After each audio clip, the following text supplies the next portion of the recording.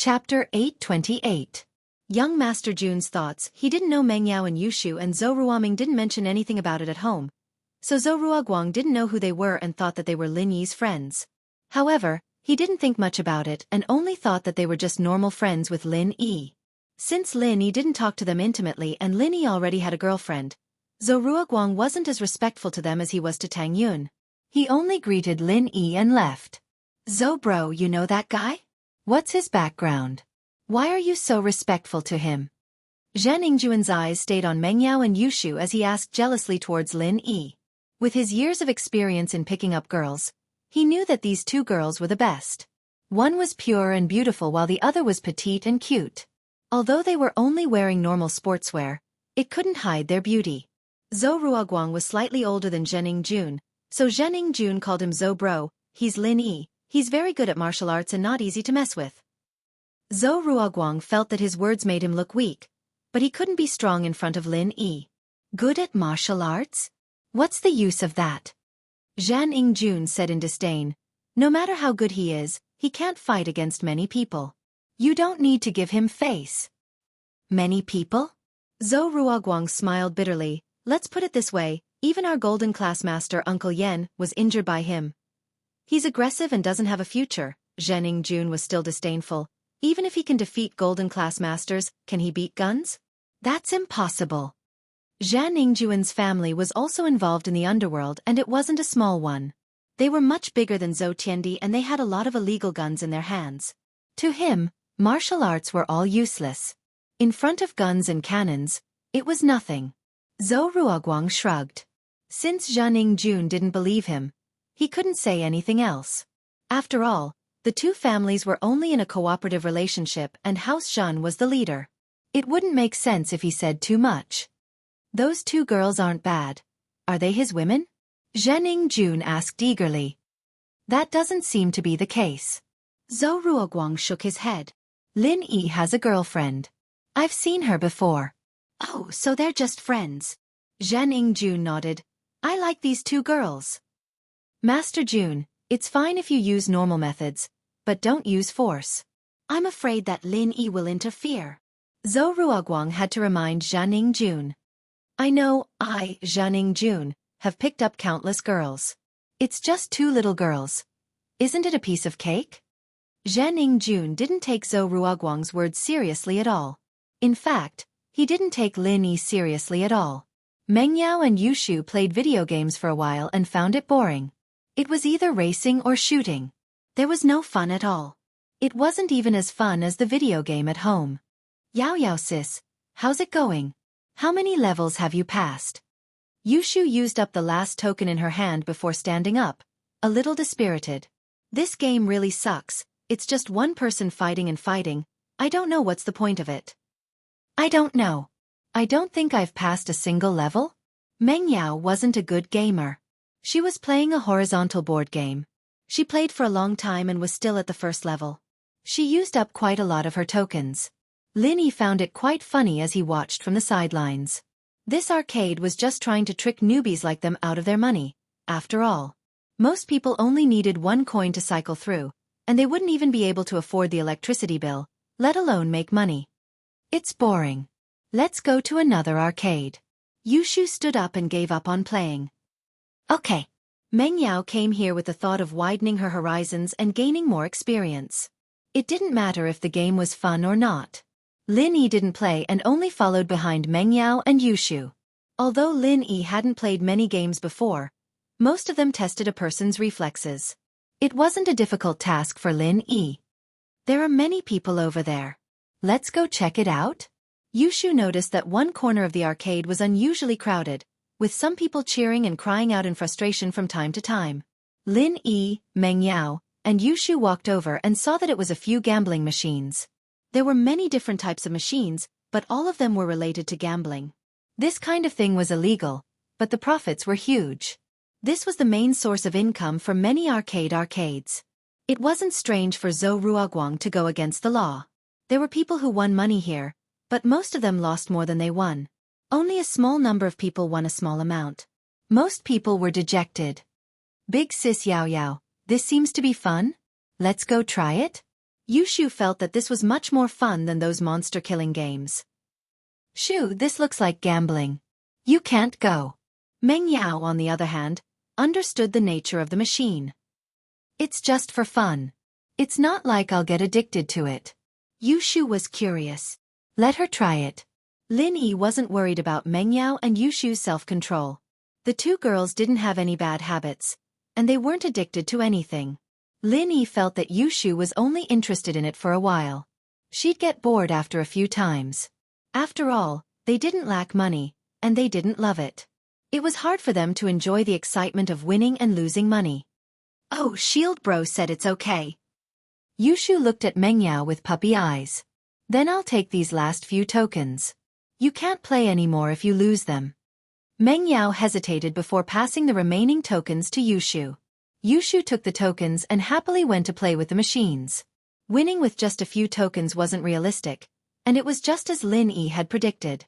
Yushu put in 4 or 5 tokens, but they were all like rocks in the ocean. She only had 1 token left. Ah, that's it. Yushu looked at the last token in her hand, unhappy. At least let me win once, right? Chapter 829.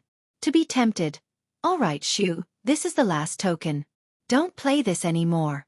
Meng Yao had expected this result, so she didn't show any special expression on her face. Meng Yao was born in a wealthy family, and she'd heard about her uncles going to Macau to gamble. Most of them lost money and came back disappointed. She'd learned from a young age that gambling was mostly a scam. Yushu put her last token into the machine unwillingly, but it didn't end well in the slightest. The machine swallowed the token once more. Yushu was very angry at the sight of the token being spat out by someone else's machine. She kicked the machine in front of her. Bang! The machine didn't budge at all, and Yushu's ankle was hurting from the pain. What kind of trash is this? It's a scam. I'm called the unbeatable luck Shu. Why haven't I won even once? All right, Shu, I told you that these things are scams. You don't believe me. Meng Yao smiled. You lose 9 out of 10 gambles. Don't touch these things anymore. Oh. Yushu agreed with Meng Yao, but she wasn't satisfied. Shield Bro, help me beat it up. Ha! Lin Yi looked at the machine with a weird expression on his face. He pointed at himself and then at the machine. This. Yeah. Yushu nodded. Ha! Yushu's words made Lin Yi's heart skip a beat. He walked over and gave the machine a kick. The circuit inside the machine was very simple, and the machine itself was very light. Lin Yi's kick made the machine bounce on the ground, and Lin Yi's kick broke it as well. Tokens started falling out of the machine. Yushu's kick, on the other hand, couldn't compare to Lin Yi's. This is the only way to win money with this kind of thing, Lin Yi said as he pointed at the gambling machine that kept dropping game coins. This kind of thing was originally illegal, so Lin Yi didn't have any psychological burden when he destroyed it. Oh, he finally spat out the coins. Shield Bro is the best. Yushu, on the other hand, didn't really care about the coins she'd lost earlier. She was just a little pissed off, as if she'd been tricked by a scammer. Now that Lin Yi had avenged her, she couldn't help but scream happily. Lin Yi's kick scared the nearby players silly. They had never heard of anyone daring to do this in the game hall. Wasn't this courting death? You're not taking the hooligans who watch over the place seriously? However, when these people saw that it was Lin Yi, they didn't say anything. These people also saw Zhou Ruoguang's attitude towards Lin Yi before, so they didn't care about Lin Yi at this moment. The manager of the game hall heard the loud noise and quickly ran over to see the scene, but he didn't disturb Lin Yi. Instead, he ran into the billiards hall opposite and found Zhou Ruoguang, telling Zhou Ruoguang what happened here. Zhou Ruoguang heard it, but he didn't think much of it. Instead, he said happily, "Okay, I got it. It's just a gambling machine. It's good that we didn't destroy the entire entertainment city." The game hall manager heard Zhou Ruoguang's words and quickly nodded and ran back. In his heart, he was glad that he didn't interfere. It seemed that Zhou Ruoguang didn't plan to stop Lin Yi at all. As for the game coins on the ground, Yushu didn't care much. She just felt that it was good to vent her anger. As for whether the game coins on the ground could be exchanged at the bar counter, it didn't matter. Besides, she was tired of the games here and didn't plan to continue playing. There was no use for the game coins. Yao Yao sis, Let's go to the billiards hall opposite to play? What do you think? Yushu gave up on the entertainment at the game hall because she really couldn't find anything interesting to play. Billiards hall? Shu, you know how to play billiards? Meng Yao asked curiously. No, but I've seen it on TV. The players who play billiards are very cool. It should be fun, right? Yushu just wanted to see it for herself. Okay. Meng Yao nodded and didn't object. In the early days, the environment and the facilities in the billiards hall were very poor. The people who went there were mostly gangsters and gangsters. But as billiards became more popular, billiards slowly gained acceptance and became one of the entertainment methods of some successful people. Of course, the billiards hall in the entertainment city was still a mix of good and bad people. There were gangsters and rich young masters who came here to play. As for the successful people, they had their own clubs and didn't need to come to a public entertainment city like this. Lin Yi, Meng Yao and Yushu came to the billiards hall opposite to the game hall. Previously, when Lin Yi caused such a big commotion, Zhou Ruoguang didn't do anything to him. Instead, he was very respectful towards Lin Yi. This was also seen by the gangsters who came here to play. So those who had bad thoughts towards Meng Yao and Yushu could only put away their thoughts. No one dared to provoke Meng Yao and Yushu in case of unnecessary trouble. It wasn't worth it to be beaten up like red hair. However, there was one person who was an exception. He didn't put away his thoughts towards Meng Yao and Yushu. Instead, he was even more interested in them. This person was Xianxia. The more he looked at Meng Yao and Yushu, the more he felt that they were the best. This kind of quality was hard to come by. It was already hard to find one in a big school. Now that he met two at the same time, Xianxia felt extremely lucky. He felt that God was taking care of him and gave him two beautiful girls at once. Moreover, with Xianxia's sharp eyes, he noticed that Meng Yao and Yushu were probably still virgins and hadn't been touched by a man. Girls like them were the best of the best. Xianxia felt that if he didn't do something to them, he would be letting God down. Zhou Ruoguang also noticed Xianxia's infatuated gaze and frowned. To be honest, he didn't want to offend Lin Yi. He knew that Lin Yi was someone he couldn't afford to offend, and this Xianxia was someone he couldn't offend either. He heard that House Zhan was very powerful in the Donghai region and had a famous gang with firearms. Everyone in the gang had a gun. They were real gangsters, and a gangster like Zhou Ruoguang couldn't be compared to them. Chapter 830. Billiards, of course. Why? Are you still afraid of that Lin Yi? Xianxia said in disdain. Since you're not his girlfriend, what does it have to do with him? Plus, I already know, I don't need to force it. We're in Songshan City. I'll give face to your Zhou bro. To be honest, Xianxia didn't put Lin Yi in his eyes at all. What Golden Division Master? Green Division Master? In the eyes of his father's firearm team, wasn't he just trash? Did he need to be so careful with someone who could be killed with one shot? Zhou Ruoguang couldn't do anything about Xianxia's insistence. Luckily, as long as Xianxia didn't force it, Lin Yi wouldn't blame him. Zhou Ruoguang could only protect himself. As for whether Xianxia could provoke Lin Yi, it was none of Zhou Ruoguang's business. They were just cooperating anyway. Lin Yi asked for a pool table, paid the money, and sat quietly on the side, watching Yushu and Meng Yao play. Although it was their first time playing billiards, they had also watched some billiards games on TV, so they could imitate the postures and so on. As for the rules, the two of them didn't know much. However, the two of them weren't professionals, so there was no need to play according to the rules. As long as the two of them each had a suit, then they would take turns to play. Whoever hit the ball of their suit into the hole first would be the winner. Xianxia looked at Meng Yao and Yushu, who were playing pool, and his heart itched. He thought of a way to strike up a conversation and walked over. Two beauties. Do you need a pool coach? Xianxia tried his best to make his smile look more sincere. He could tell from the sidelines that both Meng Yao and Yushu were noobs at billiards. It was their first time playing the game, after all. That was why he'd come up with this method. Meng Yao looked up at Xianxia indifferently. She was curious. Didn't he see what happened to the red hair? How dare you come over to strike up a conversation? Yushu, on the other hand, didn't think too much about it. She was having fun and scored a few balls by luck. She was displeased when Xianxia interrupted her. She frowned and waved her hand.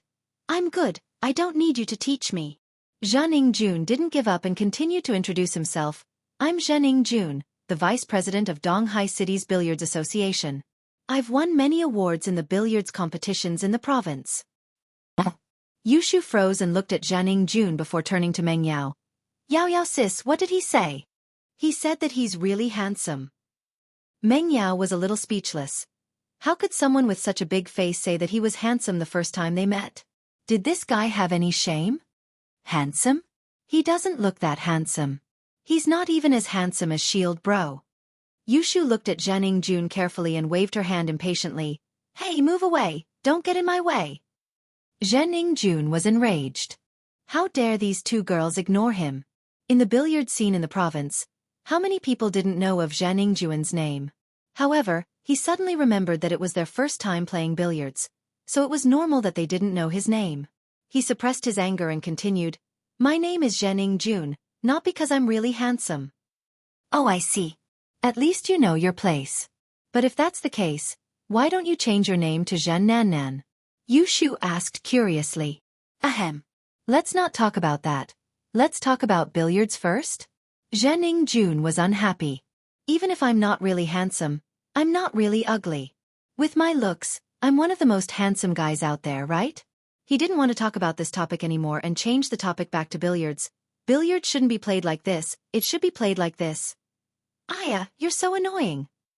Yushu was annoyed that Jianning was making a fuss beside her. I'm the queen of billiards, do I need you to teach me? Stop being a nuisance. You're not good enough to teach me? How am I good enough? Jianning was angered by Yushu's words. He wasn't stupid. Since Zhou Ruoguang said that Lin Yi was good, he wouldn't provoke Lin Yi openly. After all, he was alone and wasn't a match for Lin Yi. So, he maintained a normal attitude when hitting on girls. He didn't want to force himself like red hair. I'm the vice president of Donghai City's Billiards Association. Oh, there are many vice presidents who lost to me. Yushu really felt that Jianning was a little annoying. She knew what he was thinking, but he was gentle in his approach, so Yushu couldn't do anything to him. What?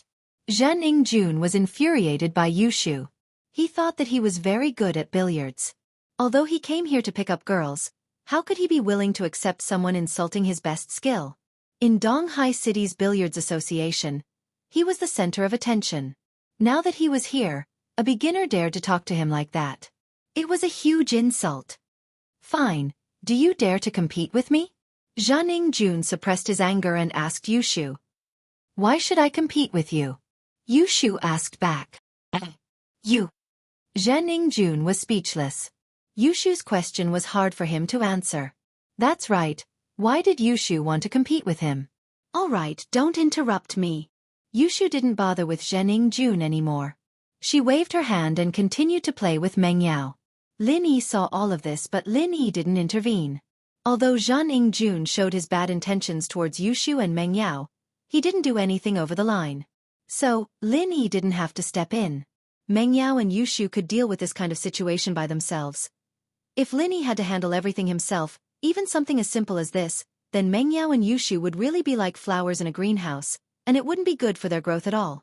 He had to leave eventually. He couldn't protect them forever, could he?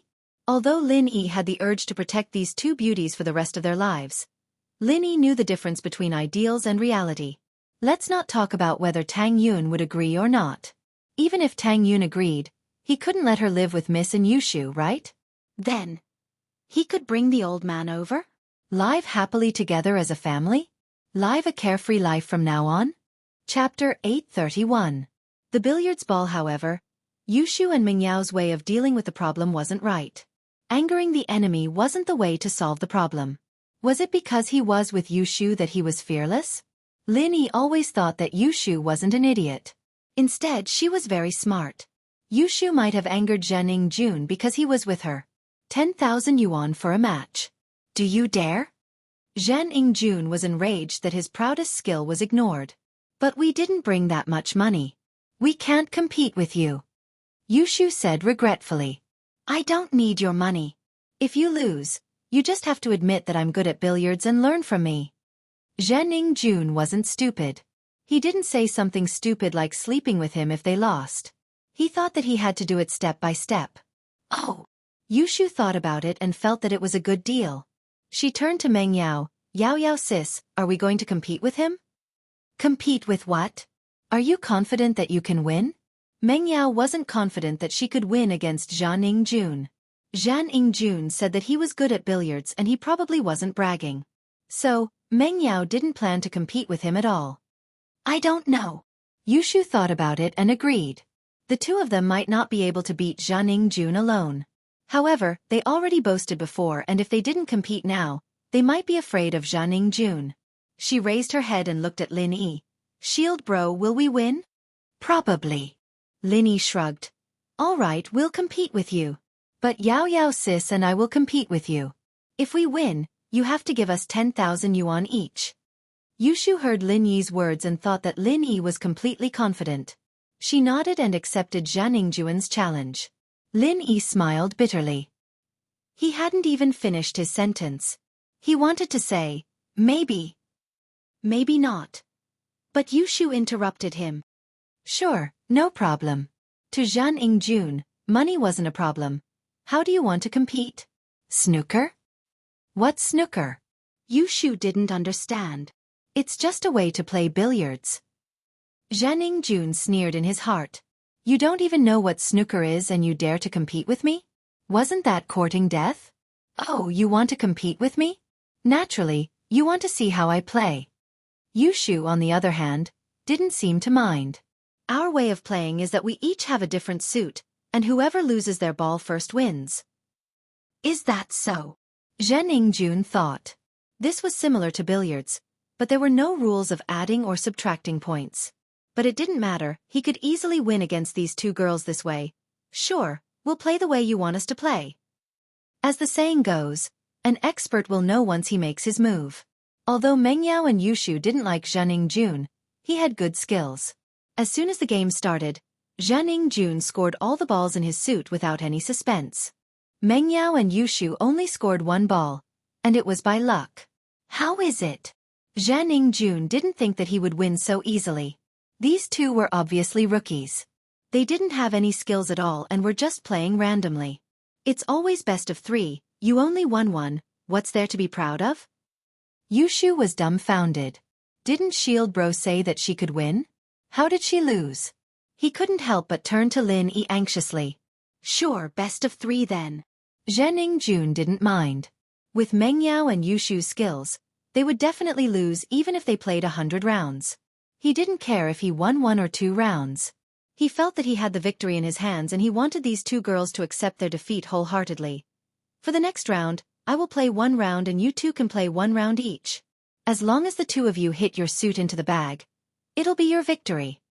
After winning 1 round, Zhan Yingjun knew Meng Yao and Yushu's true skills, so he didn't mind bragging. Okay. Yushu didn't have much confidence this time. She hoped that Lin Yi could help her turn the tables, but Lin Yi didn't appear in the end, so she lost without a doubt. Lin Yi had no choice but to walk over and place his hands on the table. What are you doing? Zhan Yingjun didn't think that Lin Yi would suddenly intervene. He had always been a gentleman and didn't use force, so why did Lin Yi want to interfere? Nothing, I'm just here to watch, Lin Yi said indifferently. What? Can't I watch you guys play? I want to see if you cheated. Sure. Go ahead, watch as you like. Zhan Yingjun heard that Lin Yi only wanted to watch and Lin Yi said that he wanted to see if he cheated. So Zhan Yingjun ignored Lin Yi. What could he see? Moreover, if he chased him away, it would look like he cheated. Before, Zhan Yingjun thought that Lin Yi wanted to replace Meng Yao or Yushu, and he wouldn't agree because he didn't know how good Lin Yi was. Who knew if he was a master of pool or not? How could he let Lin Yi ruin the beauty he was about to get?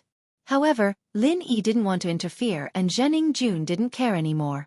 He said to Meng Yao and Yushu, you guys can start first, I'll give you 3 shots. Normally, a master of pool could hit a ball into the pocket at the start, but Meng Yao and Yushu obviously couldn't as they didn't have the skills yet. So, they couldn't gain any advantage at the start. However, Zhan Yingjun already said that he would give Meng Yao and Yushu 3 shots. That way, each of them would get 3 shots and it would be 6 shots. It was a lot and it showed how arrogant Zhan Yingjun was. Bang! Yushu kicked the ball off, sending it flying all over the table, but not a single ball went into the pocket. Then, it was Meng Yao's turn. She also aimed at a ball of her own color and hit it, but due to the problem of accuracy and strength, the distance between the ball and the pocket was very far away.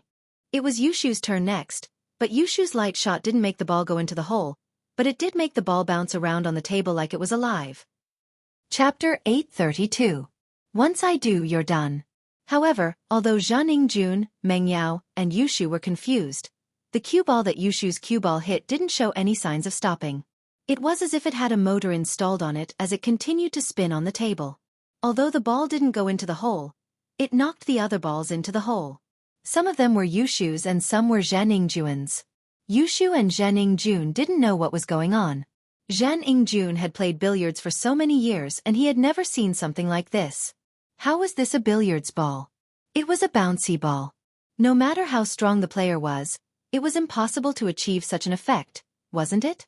Meng Yao, too, was a little surprised as she looked at the disobedient ball on the table. She then looked up at Yushu, noticing the excitement on Yushu's face as well. Meng Yao understood that this wasn't Shu's doing at all. They'd been sisters for years, and Meng Yao could tell what Yushu was thinking just by looking at their expressions. She couldn't see through them completely, but she could at least tell what they were thinking on the surface. She turned back to Lin Yi and saw Lin Yi's bitter smile. Meng Yao was slightly taken aback and her heart skipped a beat. Could it be Lin Yi's doing? Shu had been playing for so long and she didn't manage to hit a bouncy ball like this. Did Lin Yi do it as soon as he came? Meng Yao's face fell into deep thought at the thought of this. Meng Yao was right. It was Lin Yi's doing. Lin Yi didn't have much confidence in helping Meng Yao and Yushu win. He was just experimenting. The first thing that came to Lin Yi's mind was the strange, pure qi in his body, the energy that Jiao Lao mentioned. Since this energy was omnipotent, could it be transferred to the pool ball? According to the law of conservation of energy, energy couldn't be created out of thin air, nor would it disappear out of thin air. It could only be changed from one form to another or transferred from one object to another. In the process of transformation or transfer, the total amount of energy remained the same. In other words, the energy in Lin Yi's body could be converted into the energy needed by the pool ball. Of course, the energy in Lin Yi's body wouldn't be created out of thin air. No master's pure qi would be created out of thin air. Their vital energy came from the natural world's spiritual qi, and the mantra they cultivated was a method to convert the spiritual qi into their own vital energy. They completed the process of converting the energy in nature into energy in their body. Lin Yi's energy, on the other hand, came entirely from the jade space. Lin Yi converted the energy in the jade space into his own energy. And so, after Yushu had moved the ball, Lin Yi decided to try and see if his energy could be used on the ball. With both hands on the table, he started channeling the art of dragon mastery, and as if it had been injected with chicken blood, the ball suddenly exploded with a small universe of energy. It worked. However, it was Lin Yi's first time doing this, and he didn't control the amount of energy he sent out. In just an instant, the amount of energy was over. How much energy could a small pool ball use up? Just a little bit was enough. If Lin Yi used too much, the pool ball would move endlessly. However, although the experiment was a failure, Lin Yi had proven that it was possible. What was even more surprising was that his energy would only be used on objects that were currently consuming energy. The other stationary billiard balls and billiard tables on the billiard table would not absorb energy. The other pool balls that were moved by the elastic ball didn't absorb any energy because Lin Yi stopped the chant a long time ago. Therefore, the energy was only used on this pool ball. Oh my god, I'm so awesome! I can even hit this kind of ball. I'm such a genius! Yushu exclaimed after the shock. I'm a genius, Shu. I'm so good at everything. Impossible. How is this possible? This doesn't make sense. Is there something wrong with the ball? Xianxia didn't believe that Yushu could hit the ball like this. Even professional pool players wouldn't be able to hit an elastic ball like this. It was unbelievable. You haven't seen it before, but that doesn't mean it's impossible. Yushu looked at Xianxia in disdain. I already said that it's easy for me to defeat you. I let you win the last round, but this time, you're dead. If you're not convinced, you can hit a ball like this for everyone to see. Yushu's amazing ball attracted most of the players in the billiard room. They had never seen such a powerful ball before. It bounced back and forth on the table for more than a minute and showed no signs of stopping. As everyone exclaimed in shock, they also felt that it was unbelievable. The person who could hit such a ball was definitely a master among masters. Zhan Yingjuan's face turned green from anger, but he couldn't refute her because he really couldn't hit such a ball. Zhan Yingjun curled his lips and said unhappily, "It's just luck, why don't you hit another one for me?" "Why should I hit another one? If I hit a ball like this, all the balls that belong to you will be in your pocket. Am I not helping you?" Yushu wasn't sure if she could hit another ball like this. She seemed confident, but she was just making things up.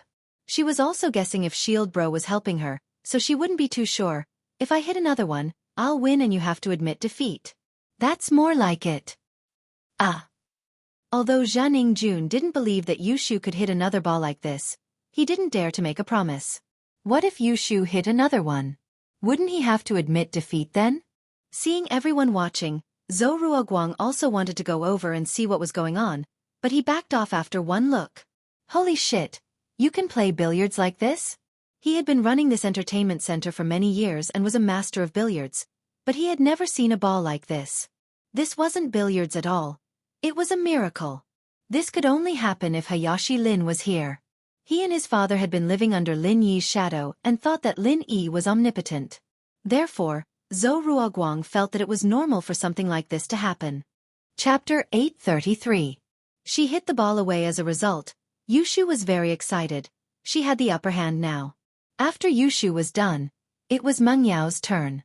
Lin Yi controlled the amount of energy he used, and other than using a little more strength, there was nothing wrong with Meng Yao's shot. Lin Yi breathed a sigh of relief. It was easier to use the energy. It was Yushu's turn again, but the previous situation didn't happen again. It was still an ordinary shot, which made Zhan Yingjun heave a sigh of relief. It seemed like Yushu hit it out of sheer luck. Otherwise, she would probably hit it again. It was finally Zhan Yingjuan's turn. Zhan Yingjun was delighted. Judging from the situation on the table, he would definitely win in one shot. With his skills, this was a piece of cake. Zhan Yingjun calmly found his first target. He bent down and pushed the cue out elegantly. The moment Zhan Yingjuan's cue hit the cue ball, Lin Yi transferred his energy over. In the end, Zhan Yingjuan's cue ball flew out from the table like a rocket. He hit a beautiful jump ball. Before the crowd could react, the cue ball smashed into the face of a bystander. Blood gushed out from his nose and two of his front teeth fell out. The man groaned in pain and widened his eyes as he pointed at Zhan Yingjun. "You motherfucker, don't you have eyes? Where are you hitting? You even knocked my front teeth loose." I'm sorry. Although Zhan Yingjun was usually arrogant, he knew that he was in Songshan and it wasn't his territory, Donghai. It wasn't wise to cause trouble here. Moreover, he was hitting on girls in a civilized manner and he couldn't be too violent. He took out his wallet apologetically and took out 3,000 yuan to give to the man. "This is your medical fee, consider it my compensation to you." The man was also jobless. He didn't have a job and his eyes lit up when he saw the 3,000 yuan. He took Zhan Yingjuan's money and stopped complaining. He covered his mouth and stood on the side. Zhan Yingjun didn't have time to waste with these people. His main goal was to defeat Yushu and Meng Yao and prove that he could teach them, so he spent the money to avoid trouble. How unlucky! Zhan Yingjun thought to himself. He was too impatient and accidentally used too much strength, resulting in a jump ball. However, this jump ball wasn't something an ordinary person could hit. He had accidentally hit one, and it was still very awesome. It seemed like he was too careless and didn't control his strength properly, causing this situation. He had to be more serious next time. All right, it's my turn. Yushu waited for Zhan Yingjun to make a fool out of himself before putting another cue ball on the table, ready to start. Yushu aimed at a ball and hit it. One had to admit, however, that Yushu's angle was pretty good. The cue ball bumped into one of Yushu's balls and pushed it out. It looked like it was about to enter a pocket, but it didn't have enough strength. The ball lost its momentum when it reached the edge of the pocket. Go! Go! Go! Yushu panicked. The ball was moving slower and slower and was about to stop at the edge of the pocket. Lin Yi smiled and injected some energy into the ball. Then, the ball that was about to stop suddenly shot into the pocket as if it was stimulated. Ha! Zhan Yingjun was proud and was ready to teach Yushu about the strength needed to hit the ball. Looking at the ball in front of him, it would fall into the pocket if she used a little more strength. However, Yushu's strength wasn't good enough, which caused the current situation. However, Xianxia didn't expect Yushu's ball to suddenly run into the pocket before it stopped. What was going on? Did someone do something to it? But that couldn't be. There were so many people gathered around the table, and if Yushu were to do something, the others would have noticed it. Even if the others couldn't, he'd been staring at the ball the whole time. How could he not notice? Wahahaha! Yushu danced happily when she saw the ball fall into the pocket. I told you I'm the goddess of pool, Shu. Look, it's a waste of strength if I use more or less strength if I use less. It's perfect now, no more, no less. Meng Yao felt that something was wrong. Xianxia was a master of pool. How could he suddenly hit such an unimaginable ball? He even beat up the spectators who were watching from the side? Yushu's ball was about to stop, but it suddenly moved again and ran into the pocket. Meng Yao couldn't help but suspect that it was Lin Yi's doing. Although she didn't know how Lin Yi did it, she knew how amazing Lin Yi was. Your ball is actually quite dangerous. Xianxia could only say this. It was a little dangerous. You should use more strength next time. More strength? Like you, hitting someone's face? Yushu glanced at Xianxia and asked back. Ha! Xianxia's face turned red as Yushu mocked him. He gritted his teeth, humphed and didn't say anything else. It was Meng Yao's turn, and she did it casually. It was her first time playing pool, after all, and she didn't have any skills at all. She knew that Lin Yi was helping her, so she knew that he'd make a move at the right time. Meng Yao's ball, on the other hand, had no chance of going into the hole, but it did bump into another ball in the middle of its motion, and this ball happened to be of the same color as Meng Yao's.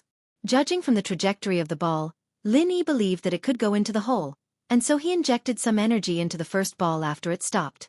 The second ball was about the same as Yushu's, and it was about to run out of energy, but it kept moving until it went into the pocket.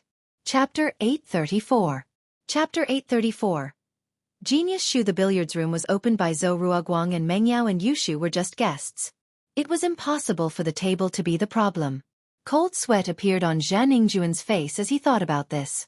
He was a superstitious person, and when he saw such an unbelievable scene, he subconsciously thought that there was something unclean behind this.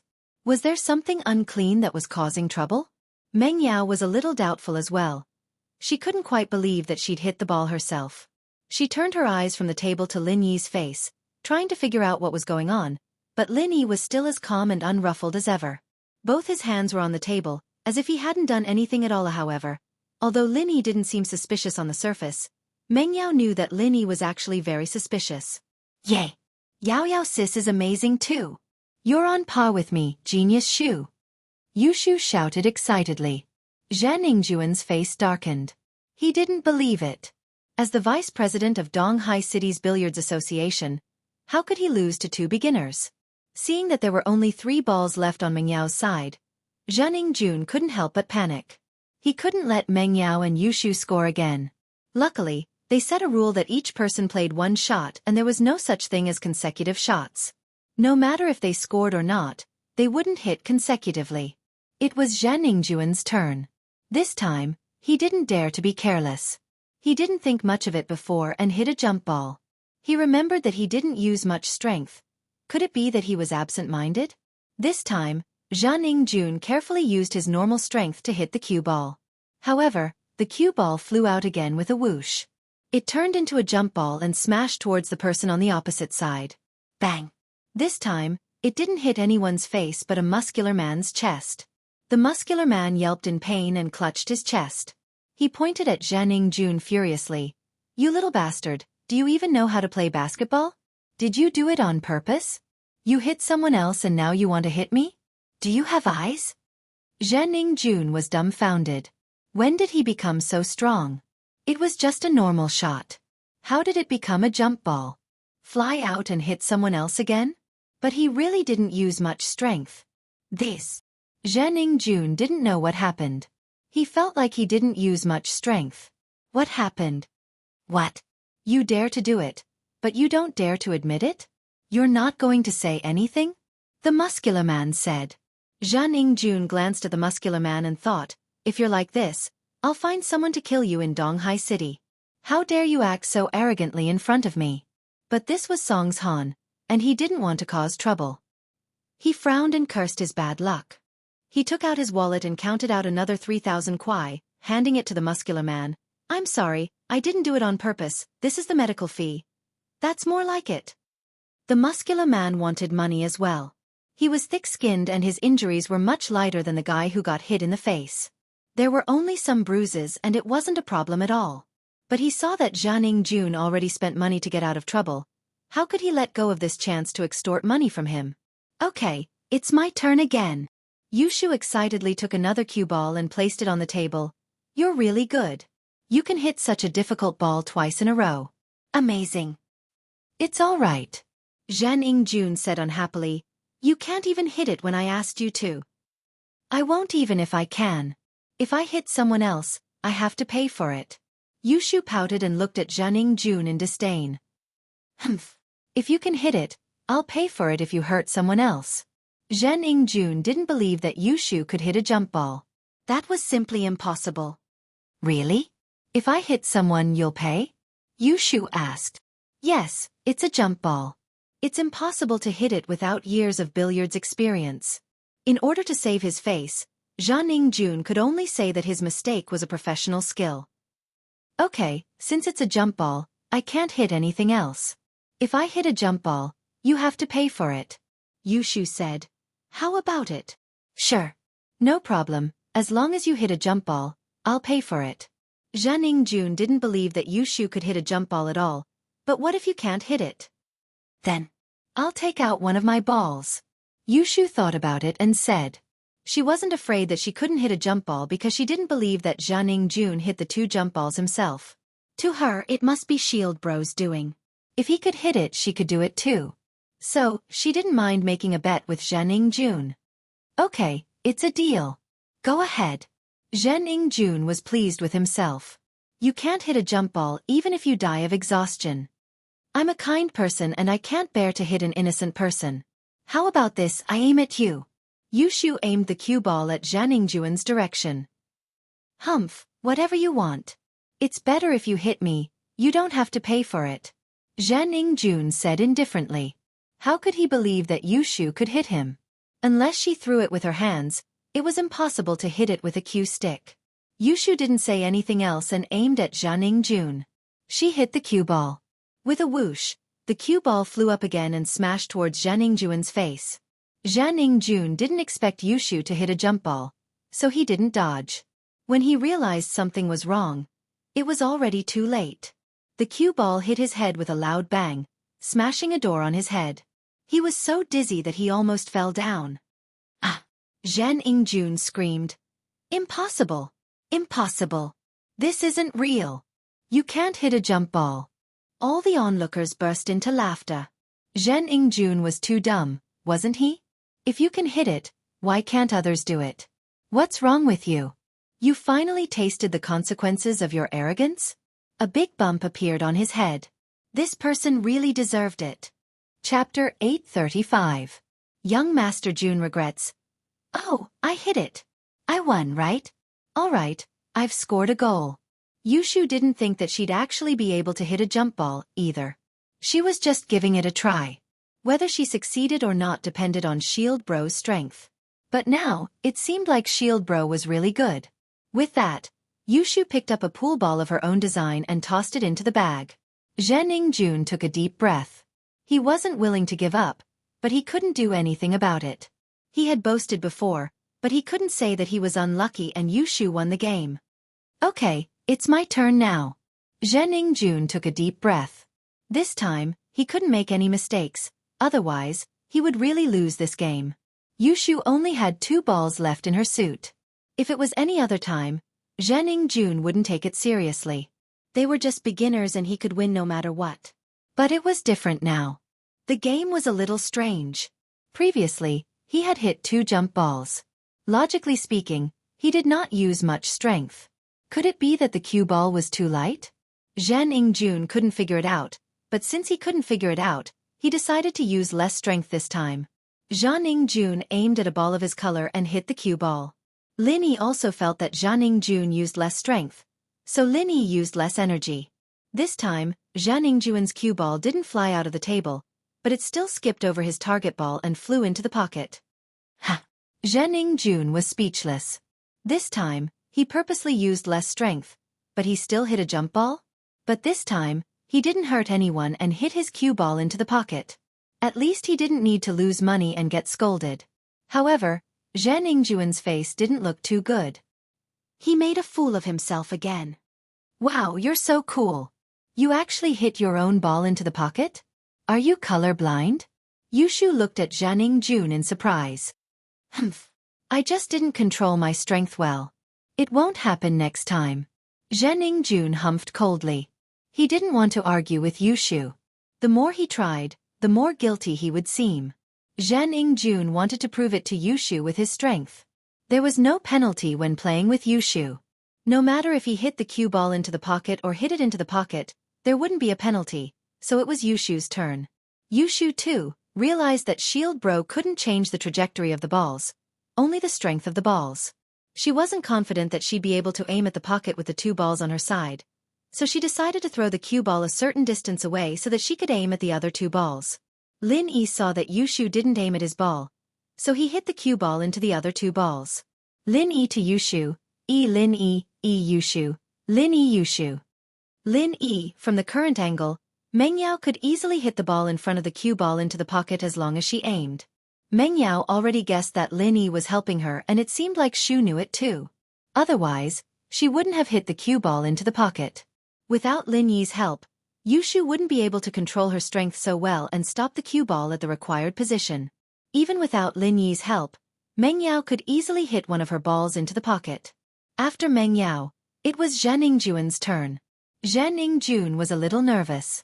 His opponent only had one ball left, but he still had a few balls on his side. This time, Xianxia didn't dare to use too much strength. After he aimed at his ball, he used a smaller amount of strength to hit the cue ball out. However, it was still a jump ball this time. Xianxia was going crazy. How was this possible? Why was every ball he hit a jump ball? The cue ball jumped up and with a bang, it hit the ball that Xianxia was aiming at. The ball spun a few times before stopping. This time, Xianxia did hit the ball he was aiming at, but because of the wrong direction, the ball didn't hit the pocket at all.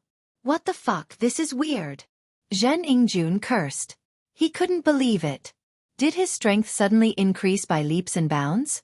He didn't have much strength, but why did he hit the ball with so much strength? What was going on? Meng Yao and Yushu only had one ball left. Yushu used her old strategy and hit the cue ball to a position that was convenient for Meng Yao to aim at and let Meng Yao hit it. This time, Meng Yao used less strength because she was nervous. However, with Lin Yi's energy replenishment, the last ball fell into the pocket smoothly. Meng Yao obviously felt that she didn't use enough strength, but the ball seemed to have enough strength and ran into the pocket on its own. Meng Yao thought that it was Lin Yi's trick again. Oh, you won, right? See? You call yourself a professional player and you want to teach us how to play? Look at yourself. Yushu looked at Xianxia proudly. You think you're so great just because you can hit a few jump balls? Not only can I hit jump balls, I can also hit bouncy balls. Isn't there another round? We won once each, it's just a tie now. How could Xianxia admit defeat? He felt that he didn't perform well in the second round and it wasn't Yushu's skill at all.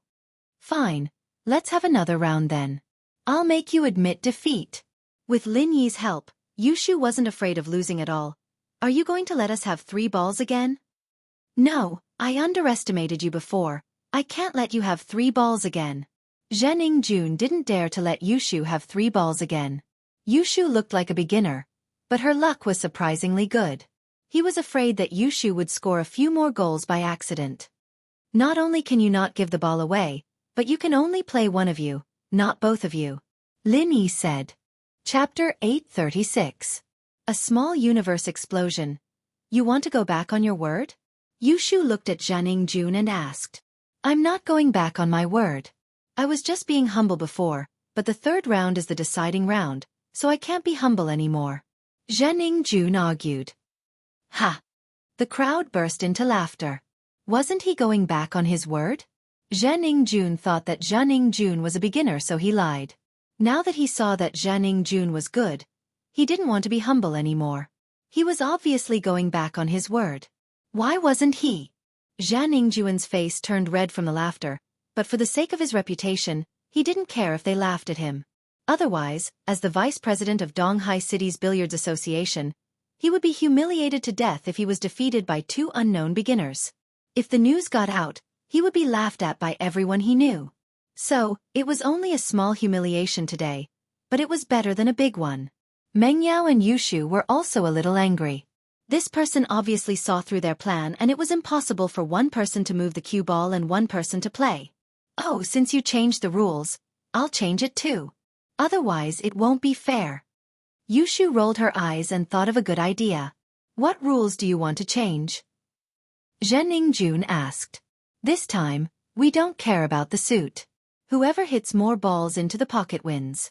What do you think? Yushu said. Sure. Are you sure you agree with what I said before? Jianjun froze. What's the point of Yushu's change? Even if he didn't allow Yushu to move the cue ball and Meng Yao continued to play with no suit, it would only make it easier for them to find the target. It didn't matter, right? However, Jianjun thought that Yushu's suggestion was the next best thing. They didn't need to move the cue ball to find their suit, they could just play directly. But did she really think that they could get the ball into the pocket? Agreed. Who's going first? Yushu nodded in agreement. I'll go first. I've let you guys win 2 rounds, it's time for me to start. Jianjun stood up and got ready to start. The crowd looked down on Jianjun even more. He arrogantly gave the ball to Jianjun because he thought that Jianjun was a beginner and was easy to bully. Now that he realized that Jianjun was strong, he didn't give the ball to him anymore. What a shameless person. Since Jianjun used too much strength in the previous 2 shots, he decided to use less strength this time as long as he didn't hit a jump ball. It was more advantageous for him now as he could hit a pool ball at the start of the game. Jianjun reduced the strength he used before and hit the ball out. He thought that it should be normal with the strength he used this time, right? The result was within Jianjun's expectations. The cue ball didn't fly out and it wasn't a jump ball this time either. However, the cue ball only moved a small distance forward before it stopped. Huh! Jianjun was dumbfounded. What happened? Why did the cue ball stop moving? Could it be that he had used too little strength this time? Impossible, it was just a little bit smaller than before. Why was there such a huge difference? He hit a jump ball before and the cue ball only moved a few centimeters forward this time? Jianjun rubbed his eyes to check if he was hallucinating. However, he wasn't. Lin Yi didn't help him this time and didn't give him extra energy. He only used his original strength. With his strength, he could only hit the cue ball this far. Ha ha ha ha ha. Yushu burst into laughter. She pointed at the cue ball and laughed until her stomach hurt. I let you go first, why are you acting like I didn't even hit it? I just missed. Jianjun's face turned red but he didn't know what happened. Missed? Yushu obviously didn't believe Jianjun's explanation but she didn't say anything. She stood beside the billiard table and said to Jianjun, Okay, I'm going to finish it in 1 shot. Finish it in 1 shot? Jianjun froze. How was that possible? He quickly asked, Isn't there a rule for consecutive shots? I didn't say that I'm going to finish it in 1 shot. If I hit an elastic ball, wouldn't I finish it in 1 shot? Yushu looked at Jianjun as if she was looking at an idiot. Jianjun was dumbfounded. He finally understood what Yushu meant when she said there was no difference in colors. She wanted to hit another elastic ball. Since the elastic ball was too unbelievable, Jianjun never thought that Yushu would be able to do it again. When Yushu said that she wanted to change the rules, he didn't think about it. Now, he finally understood what Yushu wanted to do. However, could she really hit another elastic ball? Jianjun didn't believe it. After all, the elastic ball was beyond the scope of billiard knowledge. It was possible for Yushu to hit a jump ball, but even a world-class professional billiard player might not be able to hit an elastic ball. You can hit another elastic ball? Jianjun asked in disbelief. I don't know if I can or not, but I guess I can try. Yushu blinked her eyes and raised her hands. Shield bro, please give me strength. Meng Yao couldn't hold back her laughter, and Lin Yi was speechless as well. Fortunately for them, they didn't know what Yushu was talking about. They thought that she was chanting some sort of encouragement, since they all knew that some athletes would yell out some sort of incomprehensible chant before they made a move. Weightlifters, for example, would yell out some sort of encouragement right before they lifted the barbell. Yushu hit the cue ball, but the cue ball was nothing out of the ordinary, stopping after hitting a random billiard ball. Just when everyone thought that Yushu wouldn't be able to hit the bouncy ball again and Xianxia heaved a sigh of relief, the ball that was hit by the cue ball exploded like a mini-universe. It was suddenly filled with energy and quickly collided on the table. The elastic ball was born again. Chapter 837. Can only admit defeat. The situation on the table was that not only was the ball hit by Yushu a bouncy ball, but all the balls that were hit by the bouncy ball turned into bouncy balls as well. They bounced back and forth on the table until they fell into the pocket. This was also why Lin Yi was afraid that there was only one bouncy ball. What if he accidentally fell into the pocket? Therefore, he kept injecting energy into the table so that all the moving balls could continue to move until they fell into the pocket and were forced to stop. For a moment, all the billiard balls on the billiard table fell into a state of frenzy. It was like a pinball game in a video game. Everyone present was taken aback. Impossible. This is impossible. This doesn't make sense. It doesn't follow the law of conservation of energy. Although Xianxia was arrogant, he wasn't an idiot. On the contrary, he knew a lot of things and wasn't an idiot young master. The situation in front of him was too unbelievable and he couldn't help but roar. Everyone look, is this possible? Do you think this makes sense? However, after Xianxia finished his words, the audience looked at him as if he was an idiot. What did he mean by possible? It happened right in front of your eyes and you're still asking if it's possible? Are you lying with your eyes open? How is it possible?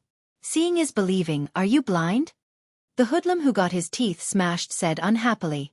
He got the same compensation as the hoodlum who got his chest smashed. He was unhappy, so he purposely made things difficult for Xianxia. That's right, there are all kinds of strange things in the world. Just because you haven't seen it doesn't mean it's impossible. He can hit a bouncy ball. Are you convinced? Another person chimed in. Isn't that right? Just because you can't doesn't mean others can't. What a frog at the bottom of a well. Someone spoke up, and more people chimed in. You! Xianxia almost fainted from anger. Wah! I'm so mad. What do you know? You're all illiterate. These balls don't exist. Don't exist? Being called illiterate, the audience was immediately unhappy. I think you're already having mental hallucinations, right? The truth is right in front of your eyes, but you insist that it doesn't exist. Sigh, you've become a fool at such a young age. What a pity. Xianxia watched as the balls on the table decreased, but there was nothing he could do. Although he didn't know what was going on, he couldn't find any loopholes. After all, no one touched the balls on the table. Even if someone did, Xianxia didn't think that this person could control every ball and make them move continuously. Xianxia let out a long breath. He knew that he would be embarrassing himself if he stayed in the billiards hall any longer. He would definitely lose this round and there was no chance for him to make a comeback. He hadn't even hit the ball yet and all the balls on the table were going to turn into bouncy balls. He would definitely lose if he waited any longer. So, Xianxia admitted defeat right away. I lost, it's just 20,000 yuan. I'll give it to you. Xianxia was also happy. If he reneged now, it would damage his reputation. If these people spread the news that the vice president of Donghai City's Billiards Association reneged after losing, he wouldn't be able to face anyone anymore. Xianxia opened his wallet and realized that he didn't have enough money. He turned to Zhou Ruoguang who wasn't far behind him and said, Zhou bro, lend me 20,000 yuan first, I'll give it back to you later. Zhou Ruoguang didn't dare to disobey and quickly took out 20,000 yuan from the bar counter and passed it to Xianxia. Master Jun. Here. Xianxia took the money and passed it to Yushu. Here's the money, I lost. But don't let me find out that you cheated, or else, humph. Although Xianxia didn't say his threat out loud, he was already furious. He didn't plan to let Meng Yao and Yushu go so easily, but he couldn't say it out loud in public, so he had to do it secretly. After giving the money, Xianxia didn't have the face to stay in the billiards hall any longer. Seeing everyone's mocking expression, Xianxia was enraged. He quickly walked to the counter and took out a bottle of drink from the fridge. He opened it and gulped it down, calming his anger down a little. He didn't pay after he finished the drink and left the entertainment center through the side door of the billiards hall. He felt wronged and wanted to go out for some fresh air. He would feel uncomfortable if he stayed any longer. Since he lost face, he didn't ask Zhou Ruoguang to accompany him and left the billiards hall alone. Yushu didn't really care about the 20,000 kuai. She wouldn't have ignored the coins that were spat out by the arcade if she cared about the money. She only cared about the excitement of winning the tournament. I didn't think that I, Genius Shu, could be so good at everything. Yushu stuffed the 20,000 yuan into Lin Yi's hands. I'm done. It's boring. It's nothing to me. I'm hungry, let's go home and eat. Ha! Lin Yi took the money and followed Yushu and Miss to the side door of the billiards hall. If they left from the side door, they could leave the entertainment center directly and didn't have to go through the arcade again. Genius Shu? Isn't it all because of Lin Yi? Meng Yao didn't know how Lin Yi did it, but she knew that it had to be Lin Yi's doing. There was no doubt about it. Oh, I know. Shield Bro is by my side, and after he gave me strength, I'm Genius Shu. Yushu said nonchalantly. Meng Yao was speechless. Why did she feel that Yushu was even more arrogant than Jianing Jun? Was she really Genius Shu? Jianing Jun walked out of the billiards hall and bumped into an old lady who was scavenging for scraps. The old lady was disabled due to a stroke. Not only was her mouth crooked, but one of her legs wasn't very nimble either. She was struggling to pick up mineral water bottles and cans from a woven silk bag. Young man, can you give me your bottle? The old lady saw Jianing Jun walk out of the billiards hall with an empty bottle in his hand and walked up to him to ask. Under normal circumstances, everyone would give their empty bottles to her. After all, it was troublesome to look for trash cans, so she might as well do a good deed. Chapter 838. Chapter 838. Shu the Prophet. How could the old lady be Jianing Jun's opponent? She was already old and didn't have much strength. Coupled with the fact that she was partially paralyzed, she loosened her grip and the woven bag flew out. The bottles and jars inside fell all over the ground. Ah dash! The old lady screamed and looked at Jianing Jun in fear, but she didn't dare to retort. She thought she met a hooligan. After all, she met unreasonable people like him before. The old lady could only swallow her anger and looked at Jianing Jun sadly. She lowered her head and stumbled to pick up the bottles on the ground. Fuck, I'm so unlucky. Jianing Jun casually threw his bottle in front of the old lady and said fiercely, Here, trash picker. Meng Yao, Yushu and Lin Yi just walked out of the billiard hall and saw the scene from afar. Miss frowned and felt that Jianing Jun was evil. How could he treat a weak old lady like this? However, before Miss said anything, Yushu objected first. Hey, how can you be so mean? Do you have any sense of civility? How can you treat the old lady like this? Can't you see that her legs are not good and she's handicapped? It's none of your business. Jianing Jun was even angrier. Why did this girl care so much? What did it have to do with her when he kicked the old lady? Won't you become old one day? Can you guarantee that you won't be handicapped in the future? If you're handicapped and others treat you like this, will you feel good? Yushu scoffed. It was only then that Lin Yi realized that Yushu had a warm-hearted side to her. Both she and the miss were good people. Humph, my family is rich. Why would I come out to pick up trash? Plus, I'm so healthy. How can I become handicapped? It's unreasonable. Jianing Jun said in disdain. There are many unreasonable things. Have you seen an elastic ball before today? Nothing is impossible in front of me. The invincible beauty Shu. Yushu blinked. Who knows, maybe you'll become like that old granny, and the old granny's illness will be transferred to you. Right, Shield Bro? Psycho. How could Jianing Jun believe Yushu's nonsense? With a cold snort, he turned around and was about to leave. Wait, why is your back dirty? Lin Yi walked over and casually patted Jianing Jun's shoulder. Under the sunlight, a dazzling light flashed across Lin Yi's hand. It was the effect caused by the reflection of the silver needle under the sun. What do you mean? Jianing Jun froze. What do you want? It's nothing. I saw wrongly. It's this old granny who is dirty. Lin Yi didn't bother with him anymore. He turned around and walked to the old man's side. He casually poked the needle a few times on the old man's body before withdrawing it. It happened in an instant and Jianing Jun didn't think much of it, but Meng Yao and Yushu were stunned. They saw the silver needle in Lin Yi's hand. Yushu said that because she remembered that Lin Yi was a doctor and wanted to see if Lin Yi had a way to punish Xianxia. She thought that since Lin Yi could cure General Wei Wu, he must have a way to punish Xianxia. Psycho! Xianxia complained and suddenly realized that his mouth was crooked. What was going on? Xianxia touched his mouth in fear, but he realized that the corner of his mouth was curled to the side. He couldn't control it because he couldn't feel anything at all. It was as if his mouth wasn't his own. What's wrong with me? What's wrong with me? Xianxia yelled in a muffled voice. Because the corner of his mouth was crooked, his words were unclear. On the other hand, the old granny suddenly realized that her leg seemed to have recovered and wasn't lame anymore. She was shocked. My leg, how did my leg suddenly recover? However, as soon as she opened her mouth to speak, she realized that her mouth wasn't crooked anymore and her speech became normal and fluent. What was going on? Xianxia was also stunned by the old granny's change. He wanted to walk a few steps to see what was going on, but as soon as he moved his leg, he suddenly realized that one of his legs didn't listen to him anymore. He limped and almost fell to the ground. My leg, why can't my leg work? What's going on? Xianxia screamed in fear. Mengyao and Yushu were shocked as well. They didn't expect that Lin Yi could cure the old granny in such a short period of time and apply the same condition to Xianxia. Yushu was surprised. She was just joking and didn't expect Lin Yi to be so magical and actually do it. Yushu was overjoyed. Shield Bro was so nice to her. If this continued, she would become Fairy Shu and do whatever she wanted. Ha! Look at how accurate my words are. People call me Prophet Shu. Look, I told you that you could understand the old granny's feelings if you were disabled, but you didn't believe me.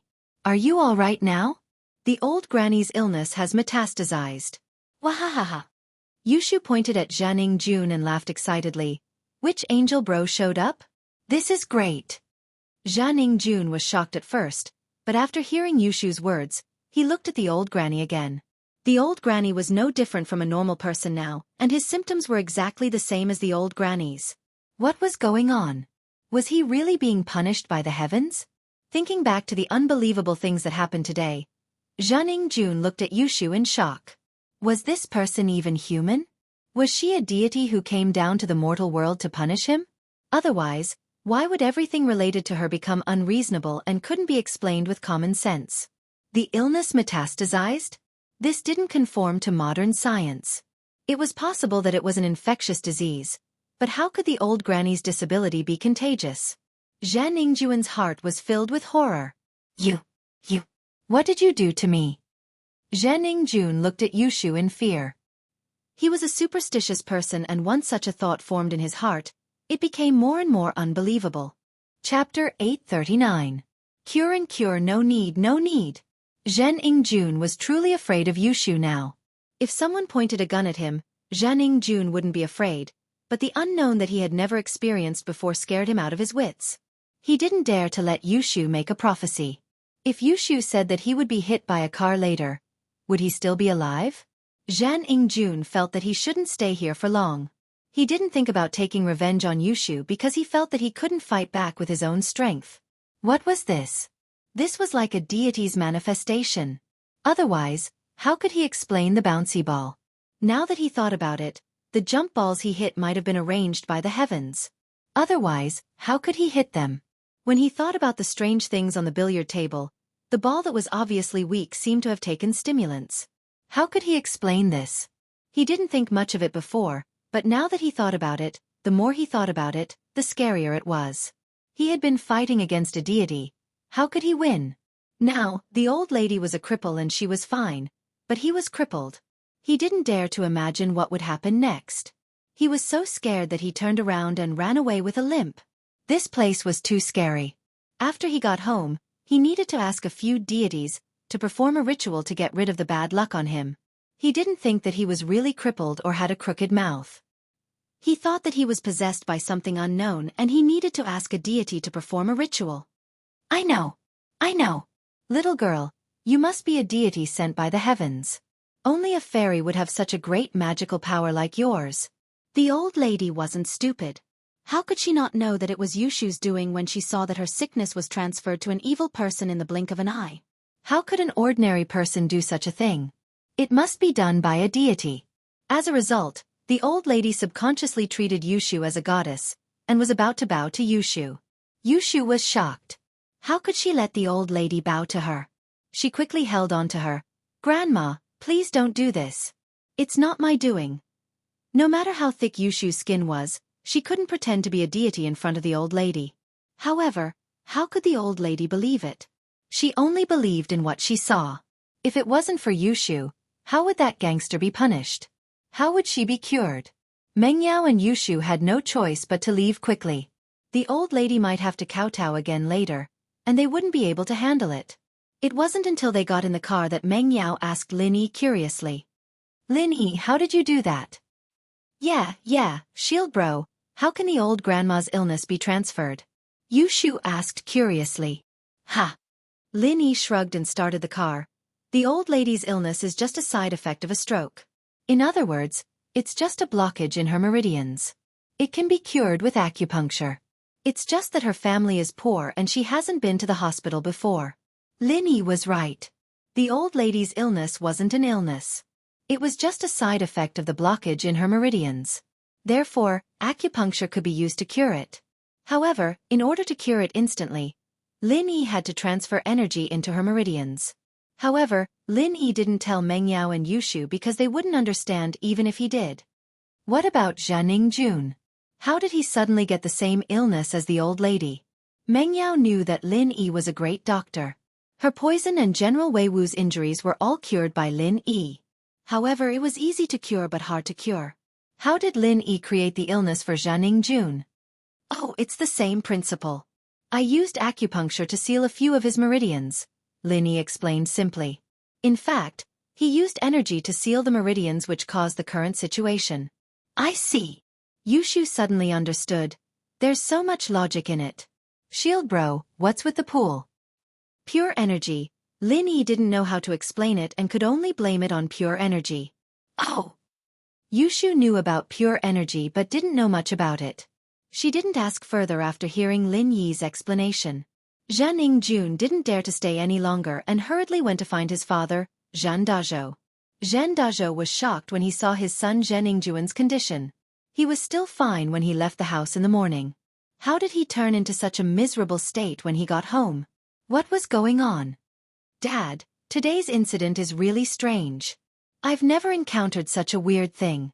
Jianghu didn't hide anything and told his father everything that happened today. "Dad, how is this possible? It doesn't make sense at all. Did he encounter something unclean?" That's possible." Zhan Dazhou was in the business of living on the edge and he was more superstitious. After hearing Jianghu's words, he also felt that it was unbelievable. Elastic balls and such didn't make sense at all. "You mean those two women might not be humans? Fairies?" "It's possible." Jianghu quickly nodded. "Those two girls are so beautiful, how can normal people look like that? I've picked up countless girls but I've never seen such a beauty. Now that I think about it, there's something wrong." Zhan Dazhou took a deep breath and turned to Zhou Tiandi who hadn't spoken a word. "Brother Tiandi, what do you think?" Zhou Tiandi didn't know the truth and didn't know which deity Jianghu offended. He was worried that his son, Zhou Ruoguang, was in trouble as well so he was distracted. "I think Brother Dazhou's guess is possible. Maybe he encountered something unclean?" "Brother Tiandi, do you know any deities? Do you want him to do the ritual for Yingjun?" Zhan Dazhou didn't dare to delay. It was better to solve this problem as soon as possible. However, he didn't even think about going to the hospital because according to Jianghu's description, this was a sign of being possessed. How could he be sick? Moreover, it's impossible to suddenly have a crooked mouth and limp legs. Who heard of such an acute illness? Chapter 840. How? Okay, money is not a problem. We must get a great deity here as soon as possible. Zhan Dazhou said. People like him who were involved in the underworld were afraid of very few things. If they were afraid, they wouldn't have done such illegal things. But the more they did guilty things, the more afraid they were of ghosts and deities coming to punish them. That was why Zhan Dazhou's house had many ghosts and deities. But what he was afraid of was what happened. Something happened as soon as he arrived at Songshan. Zhan Dazhou's heart ached as he looked at his son's crooked mouth and limp leg. "Son, Please ask the great deity to protect you and let you return to normal as soon as possible. Okay. Zhen Yingjun prayed in his heart in fear. Zhou Tiandi turned around and left the room. He didn't contact the great deity first and called his son, Zhou Ruoguang. Zhou Tiandi saw Zhen Yingjun leave in anger and didn't dare to chase after him. He decided to let him relax by himself. Zhou Ruoguang wasn't stupid. He was calculating in his heart that since Zhen Yingjun offended Lin Yi, should he stay away from him in the future? He couldn't be friends with this person. He'd be dead if he dragged him into this. Dad, what's wrong? Zhou Ruoguang picked up his father's call. Ruoguang, do you know about Zhen Yingjun? Zhou Tiandi asked. He's possessed. Possessed? What do you mean? Zhou Ruoguang froze. He wanted to tell his father that Zhen Yingjun offended Lin Yi and ask him to stay away from Zhen Yingjun. He didn't want House Zhou to be dragged into this. However, he heard that Zhen Yingjun was possessed. He froze and didn't know what happened. How did he get possessed? Wasn't he fine before? You don't know? That's right. He got possessed after playing pool. Zhou Tiandi told his son how Zhen Yingjun got possessed and asked, Ruoguang, are you all right? If you're fine, stay away from Zhen Yingjun and don't drag you into this. Dad, that's exactly what I wanted to talk to you about. Zhou Ruoguang was even more certain after hearing how Zhen Yingjun was bewitched. The father and son from House Zhen should stop messing around with them. They were dead meat for offending Lin Yi. He hurriedly said, Dad, how is he bewitched? Do you know who he offended? Do you know who he played pool with? Not possessed? Who did he offend? Tiandi paused, feeling like his son knew the truth. I've offended Hayashi Lin. Zhou Ruoguang said in horror. The person who played billiards with him is Hayashi Lin's friend. He made Hayashi Lin unhappy, so he naturally became like this. Dad, didn't you say that Hayashi Lin is omnipotent and omnipotent? Ha! Tiandi was shocked when he heard the name Hayashi Lin. He thought to himself, I was wondering why Zhen Yingjun became like this. He offended Lin Yi. That's normal. If he offended Lin Yi, he wouldn't be able to call himself an immortal anymore. Ruoguang, these Zhen's father and son are the bane of our existence. It seems like our discussion with them this time was a failure. I don't want to play with them anymore. Let them figure out their own business with the gambling boats and send them away. Don't drag us into this. Tiandi said decisively. Yeah, that's what I think too. This Zhen Yingjun doesn't know what's good for him. He even wanted to hit on the two girls around Lin Yi. I told him that Lin Yi is very powerful but he didn't listen. What happened in the end? Did he cause trouble? Zhou Ruoguang sighed. All right, I got it. That Hayashi Lin didn't vent his anger on you, right? This was what Tiandi feared the most. As for the father and son from House Zhen, it had nothing to do with him. No, there was a redhead who offended Hayashi Lin and I taught him a lesson. I could tell that Hayashi Lin was quite satisfied with it. Zhou Ruoguang said carefully. That's good. Tiandi nodded. All right, I've already done my best by contacting a shaman for Zhen Yingjun. Just send them away. Although Tiandi was stepped on by Lin Yi many times, he still had a lot of connections in Songshan. It didn't take long for him to contact a famous shaman. The shaman's name was Ku and he was quite famous in this area. Anyone who had a wedding or a funeral would ask him to perform a ritual. However, no one could say for sure whether there was a method or not. Some people said that he caught evil spirits with his bare hands, and some said that he could talk to the dead. However, whether this was the case or not, only the evil spirits that were caught and the dead who talked to them knew. After Aku arrived, he started jumping up and down to perform a ritual for Zhen Yingjun. He chanted the spell for 100 times and placed a yellow talisman on the tip of the peachwood sword. He mumbled something and suddenly shouted. He ignited the yellow talisman and extinguished it in a bucket of water. He brought it to Zhen Yingjun and said to Zhen Dazhou, Master Jun was possessed by something called a vengeful spirit, that's why he has all these weird symptoms. I've already caught the vengeful spirit, but the evil energy in Master Jun's body can't be dispelled in a short period of time. He must drink holy water for 3 days to recover. Master, thank you for your hard work. Zhen Dazhou saw Master Aku baring his fangs and brandishing his claws like Monkey Sunday. Zhen Dazhou believed his words. This is the promised incense money. Please don't reject it. Sure. Aku looked at the thickness of the red packet. It was around 50,000 yuan and he smiled as he kept it. Xianxia drank the water mixed with paper ash. He didn't know if the evil energy was dispelled, but he did have diarrhea. Ever since he drank the bowl of holy water, he started to have diarrhea and it didn't get better even after a whole night. However, Master Aku told him that this was the detoxification stage and he had to expel the evil poison out of his body. Xianxia thought that his mana was effective and happily stayed in the toilet. The Zhou father and son maintained a cold attitude as they stood on the side. They didn't believe that a shaman could cure the illness that Hayashi Lin created for Xianxia. However, they didn't say anything. It was fine as long as they knew it in their hearts. Why did they have to listen? What did Zhen Dazhou and Xianxuan's life and death have to do with them? What if God Lin finds out and blames the Zhou family? What if he blames them? Chapter 841. Chapter 841. Master Bing's new idea. Paper ash mixed with cold water. You're going to shit too. Zhou Tiandi wasn't stupid. Was that something a human could drink? Wouldn't he die if he drank it? You're right. Zhou Ruoguang nodded. I think that Aku is obviously a liar. Only idiots like Xianxia and his son would give 50,000 yuan? What an idiot. 3 days passed by in the blink of an eye, and Xianxia didn't show any signs of improvement. Instead, he had diarrhea and looked like he was going to faint at any time. Zhen Dazhou saw that it wasn't working. His son wasn't getting better at all. Instead, it was getting worse. Hence, he quickly dialed Master Aku's number and wanted to ask him to take another look. However, Master Aku's phone was turned off. At this moment, Zhen Dazhou finally realized that he was tricked by Master Aku. However, who could be blamed for this? Although Master Aku was found by Zhou Tiandi said that he didn't know any immortal and could only help. The immortal came with Zhen Dazhou's permission before treating Xianxia. The incense money was also given by Zhen Dazhou willingly, so Zhou Tiandi couldn't be blamed for this. Zhen Dazhou was furious. Xianxia was his only son and he doted on him a lot. This time, he came to Songshan to expand his family's business and bring his son along to broaden his horizons. He didn't expect such a disaster to happen. For a time, Zhen Dazhou also became a lot more haggard in one night, and the number of white hairs on his head also increased. Zhou Tiandi looked at Zhen Dazhou who was sighing and Xianxia who was in so much pain on the bed.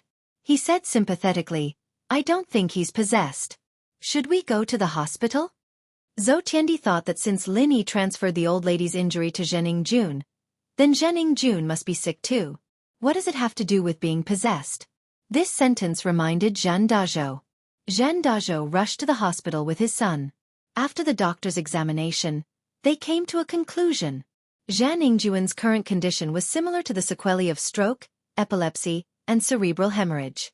There wasn't any immediate treatment for it, so he suggested to go to traditional Chinese massage and acupuncture. After hearing the doctor's words, Xianxia and Xianxia finally understood that they weren't bewitched. The sequela of the paralyzed old lady was transferred to Xianxia. Although she didn't know how it was transferred, the disease did run to Xianxia. Xianxia wanted to cry but no tears came out. Why? Wasn't it because he kicked that old lady's knitting bag? But she didn't have to be so ruthless, directly transferring her illness to herself. The father and son were very depressed. They were fooled by the shaman, but they found out that the truth was not the case at all. Moreover, this disease was not easy to treat. The Chinese medicine hospital's explanation was also very simple. No one could guarantee a complete cure. This kind of sequela could only be treated. Maybe it could be alleviated, and there might be a miracle. After the examination, Xianxuan's meridians were not normal blocked. His condition was different from the old lady's. The old lady's condition was real sequela, but Xianxuan's was a disease created by Lin Yi's energy. The condition of the blocked meridians was also different from normal sequela. In other words, Xianxuan's body looked normal on the surface, but his meridians were blocked by a strange force. This made the Chinese medicine hospital's doctors feel strange. When they asked about Xianxuan's medical history, Xianxia was too embarrassed to say that he was cursed by the gods and could only answer vaguely. However, the more it was like this, the more the doctors couldn't find a suitable solution. They could only let him treat it first. Treat it? How could Zhen Dazhou let the doctors treat him? He only had one son and now he became like this. If he didn't cure him, What was the use of having a huge family business without anyone to inherit it? Thus, Zhen Dazhou panicked and asked Zhou Tiandi to investigate the upper class of Songshan City to see if there was a miracle doctor who could cure Zhen Ningjuan's condition. Zhen Dazhou was willing to pay 1 million as a reward. Zhen Dazhou was really panicking. Otherwise he wouldn't take out so much money. He brought Zhang Ningjun to many specialists, but none of them had a good treatment plan for Zhang Ningjuan's condition. There were big hospitals and private clinics, but they all said they would treat him. No one promised that they could cure him. The cooperation between Zhen Dazhou and Zhou Tiandi was temporarily put on hold. In fact, Zhou Tiandi was happy to see this. He didn't dare to have anything to do with the Zhen father and son anymore. These two unlucky bastards offended Lin Yi and caused such a huge disaster. How could he cooperate with them? Dream on. However, Zhou Tiandi was unhappy that since the Zhen father and son didn't want to cooperate, they should just leave. Why were they still here? Didn't Donghai also have great doctors? Why did they have to stay in Songshan City? In fact, Zhen Dazhou still had some superstitious thoughts in his heart. He thought that since Zhang Ningjuan's problem happened in Songshan City, there must be a solution in Songshan City. There was a cycle of cause and effect. This was the reason why he insisted on staying in Songshan City temporarily. In the floating cloud bar, Zihua reported the recent happenings in Songshan to the wheelchair-bound Zhao Qibing. The demolition went smoothly, and the residents of the slums happily moved away after receiving the compensation. It was just that the compensation was a little too much for them to pay. After reporting about the demolition, Zihua told Zhao Qibing about what happened to the Zhen father and son from Donghai and how they asked for help. He didn't expect Zhao Qibing's eyes to light up after hearing it. He said he's going to pay 1 million as a reward? This business seems to be quite profitable? That's true. After all, life is more important than money. Zihua nodded and said, and I heard that Zhang Ningjuan's illness is quite strange. He got it because he offended Lin Yi. There was no such thing as an impenetrable wall in this world, especially when Zhou Tiandi and Zhou Ruoguang knew about it. There was no need to keep it a secret. In the upper class of Songshan City, everyone basically knew that Zhang Ningjun offended Lin Yi and got what he deserved. Who was Lin Yi? He was the ruthless person who crippled Zhao Qibing and pushed down Qibing's skyscraper. Those young masters with a high status all knew about this, but they didn't dare to bring it up because of Zhao Qibing's power. Chapter 842. Master Bing's Wisdom. He got it because he offended Lin Yi? What does that mean? Did Lin Yi create his illness for him? Yao Wang held a grudge against Lin Yi. He always thought that if he claimed to be the second best in the world of medicine, no one would dare to claim to be the first. Previously, he thought that Lin Yi recovered quickly because of Guan Shuamin's help. Yao Wang also thought that Guan Shuamin was the one who solved the poisoning incident in the school, so he wanted to compete with him. But after Li Dilei's incident, Yao Wang realized that it wasn't what he thought. Lin Yi was the hidden medical master behind the scenes. Everything was caused by Lin Yi. I'm not sure about that, but the situation was really weird. Zihua recounted the situation. His hair standing on end. It was said that in a split second, the old lady's illness was transferred to Zhang Ningjun. It's really weird. I don't know if it's true or not, or if it's just a rumor or something else. Zihua said as he recounted the situation to Zhang Ningjun. It said that in a split second, the old lady's illness was transferred to Zhang Ningjun. It sounds really weird. I don't know if it's true or not, a rumor or something. The old lady's illness was transferred to Zhang Ningjun? Yao Wang didn't quite believe Zihua's words. You're saying that the old lady had hemiplegia and her crooked mouth and lame legs were transferred to Zhang Ningjun all of a sudden? Is that so? That's what I heard. Zihua nodded. Logically speaking, that's impossible, Yao Wang sighed. Yao Wang thought for a moment and said, however, it's possible if you have high medical skills. However, you don't have to transfer it. Instead, you have to cure the old lady's illness first and then create the same illness on Zhang Ningjun. One is to cure the illness, and the other is to control it. It seems to be a transfer, but that's just an outsider's understanding. Hiss. Zihua sucked in a cold breath. In such a short period of time, Lin Yi cured one and controlled another?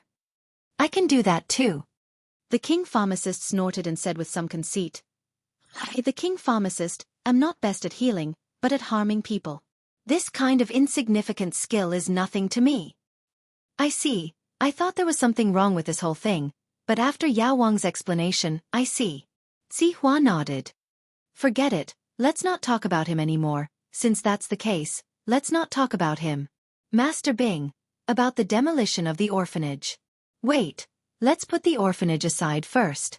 I've thought of a better way to make money. Zhao Qibing waved his hand. When he heard that Zhen Dazhou invested 1 million to treat Jianghu's illness, he started to plan this. Treating illnesses is quite profitable now. Look at that miracle Dr. Guan. People are thanking him profusely for treating people's illnesses. Why don't we start treating people as well? Those rich people are all very rich, and nothing is more important than their lives. We can also treat them and make money. Master Bing is wise. Sihua heard Master Bing's words and thought that this was indeed a way to make money, but he didn't know if Yao Wang would cooperate. He turned around and looked at Yao Wang. I'm sent by the head of the house to assist Master Bing. I, Yao Wang, will do whatever Master Bing says. Yao Wang didn't think much of it. No matter what he did, he would serve House Zhao, so it didn't matter to him. He just felt that the price was a little low.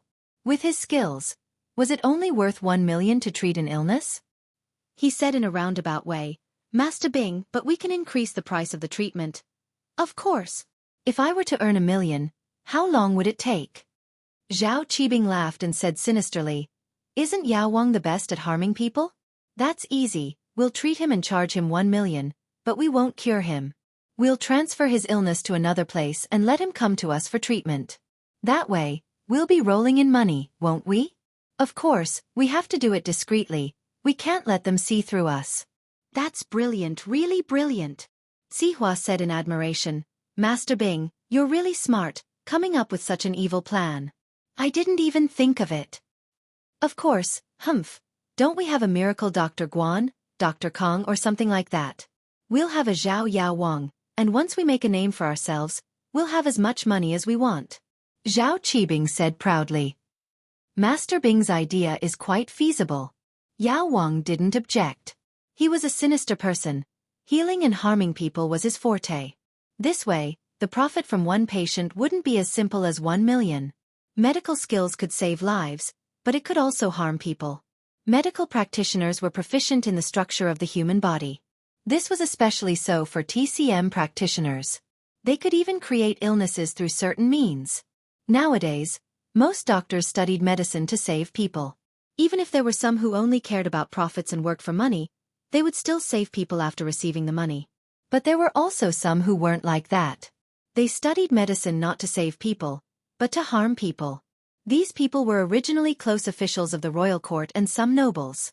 They created illnesses so that some princes and officials could lie to the emperor and hide from the limelight.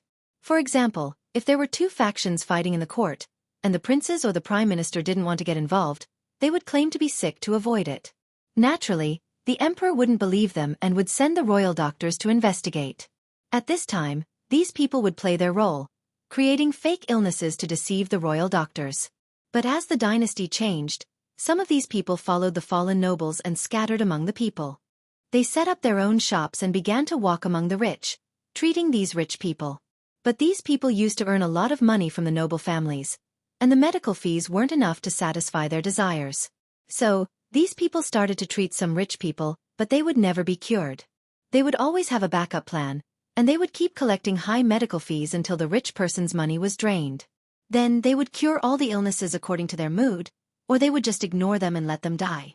Chapter 843. The Zhan family seeks medical treatment. However, he still had the ability to cure illnesses, so he agreed to Qibing's suggestion. Go spread the news that Yao Wang is starting to make house calls, specializing in solving difficult and complicated illnesses. Qibing said, Of course you have to reveal that Yao Wang is the private doctor of a hidden house. Okay, Master Bing, I understand. Sihua nodded. Qibing's way of earning money was not bad, and there was no danger involved.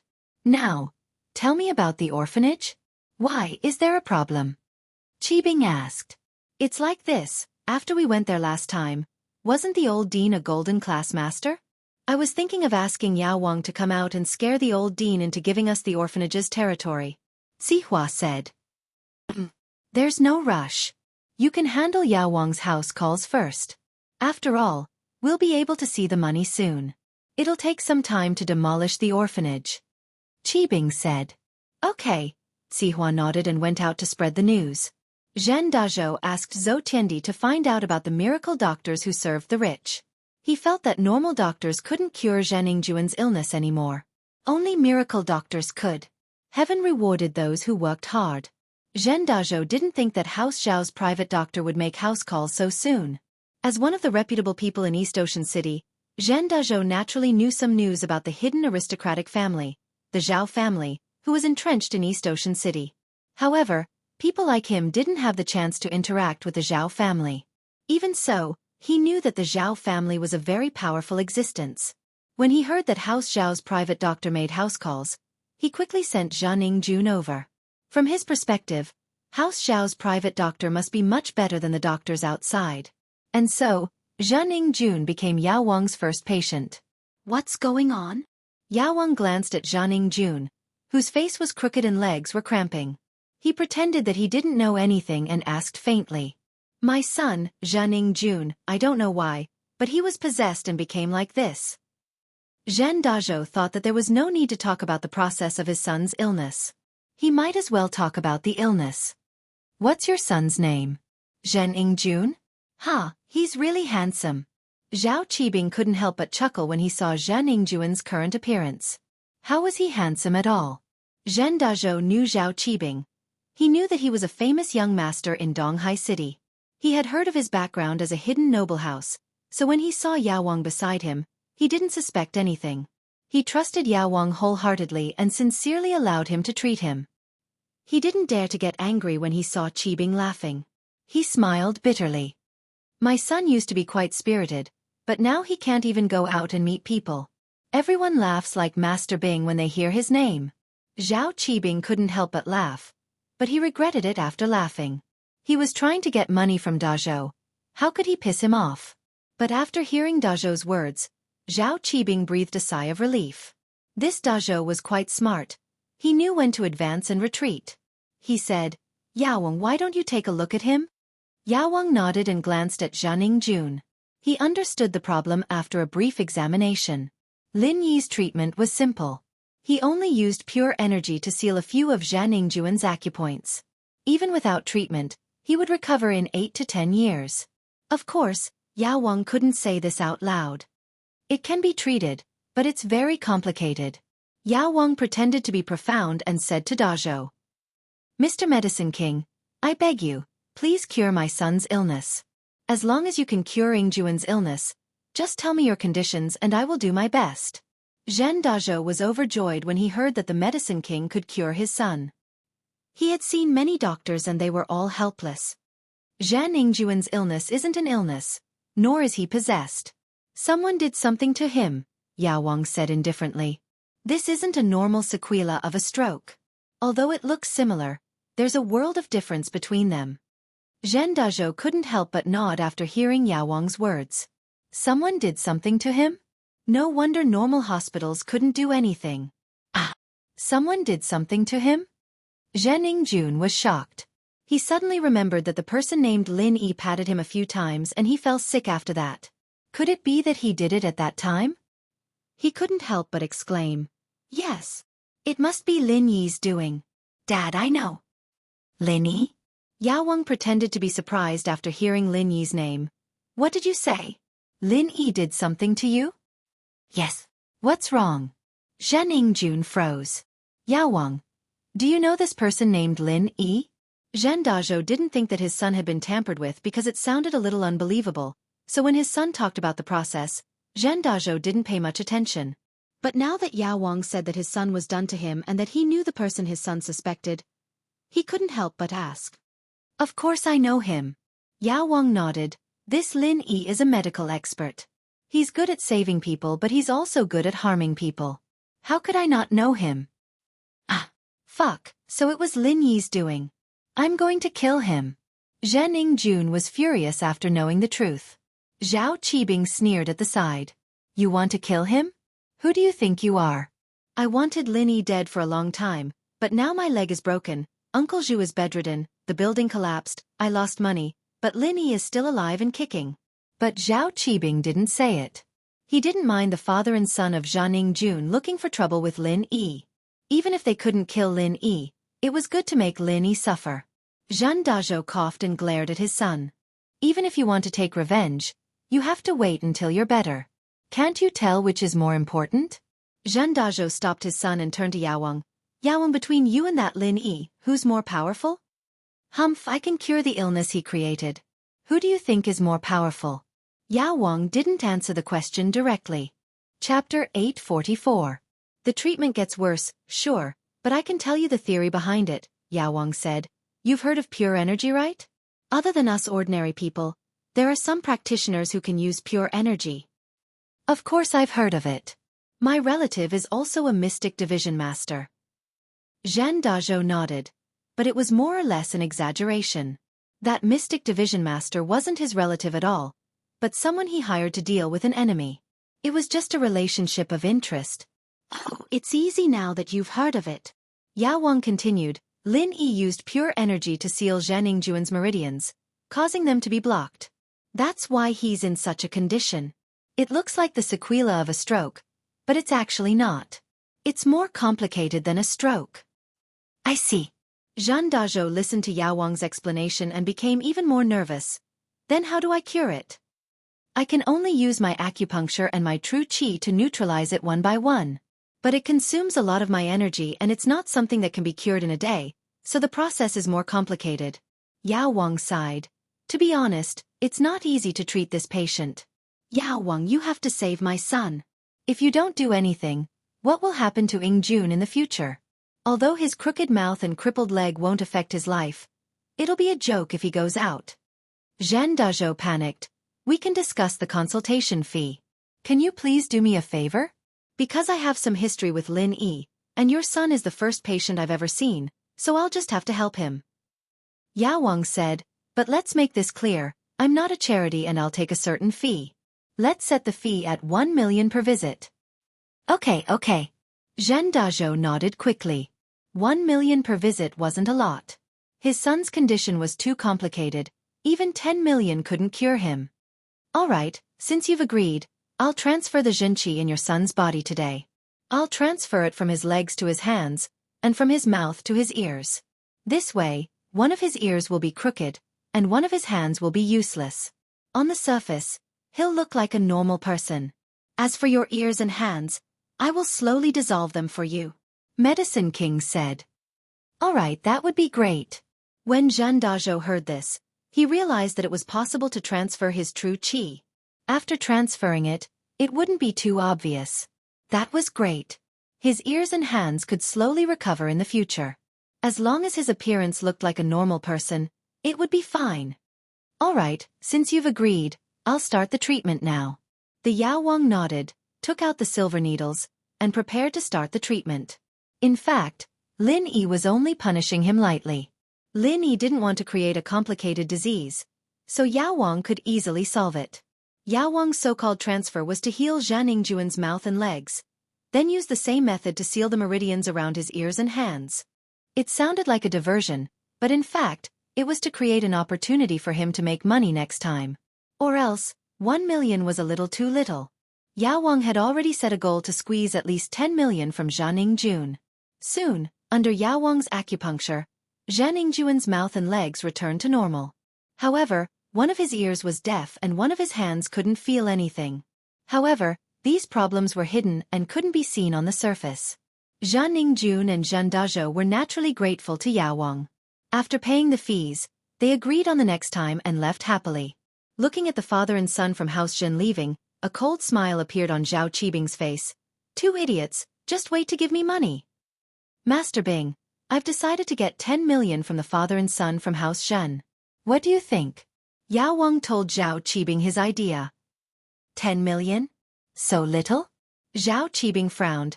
I heard that Zhen Dazhou is very rich. His assets are over 100 million. You should get at least half of it, right? 50 million. Hiss. Yao Wang was shocked. Master Bing was a ruthless man. He was even more ruthless than him. He thought that 10 million was a lot, but Master Bing asked for 50 million straight away. However, Yao Wang couldn't understand why Jianghu's problems were worth 50 million.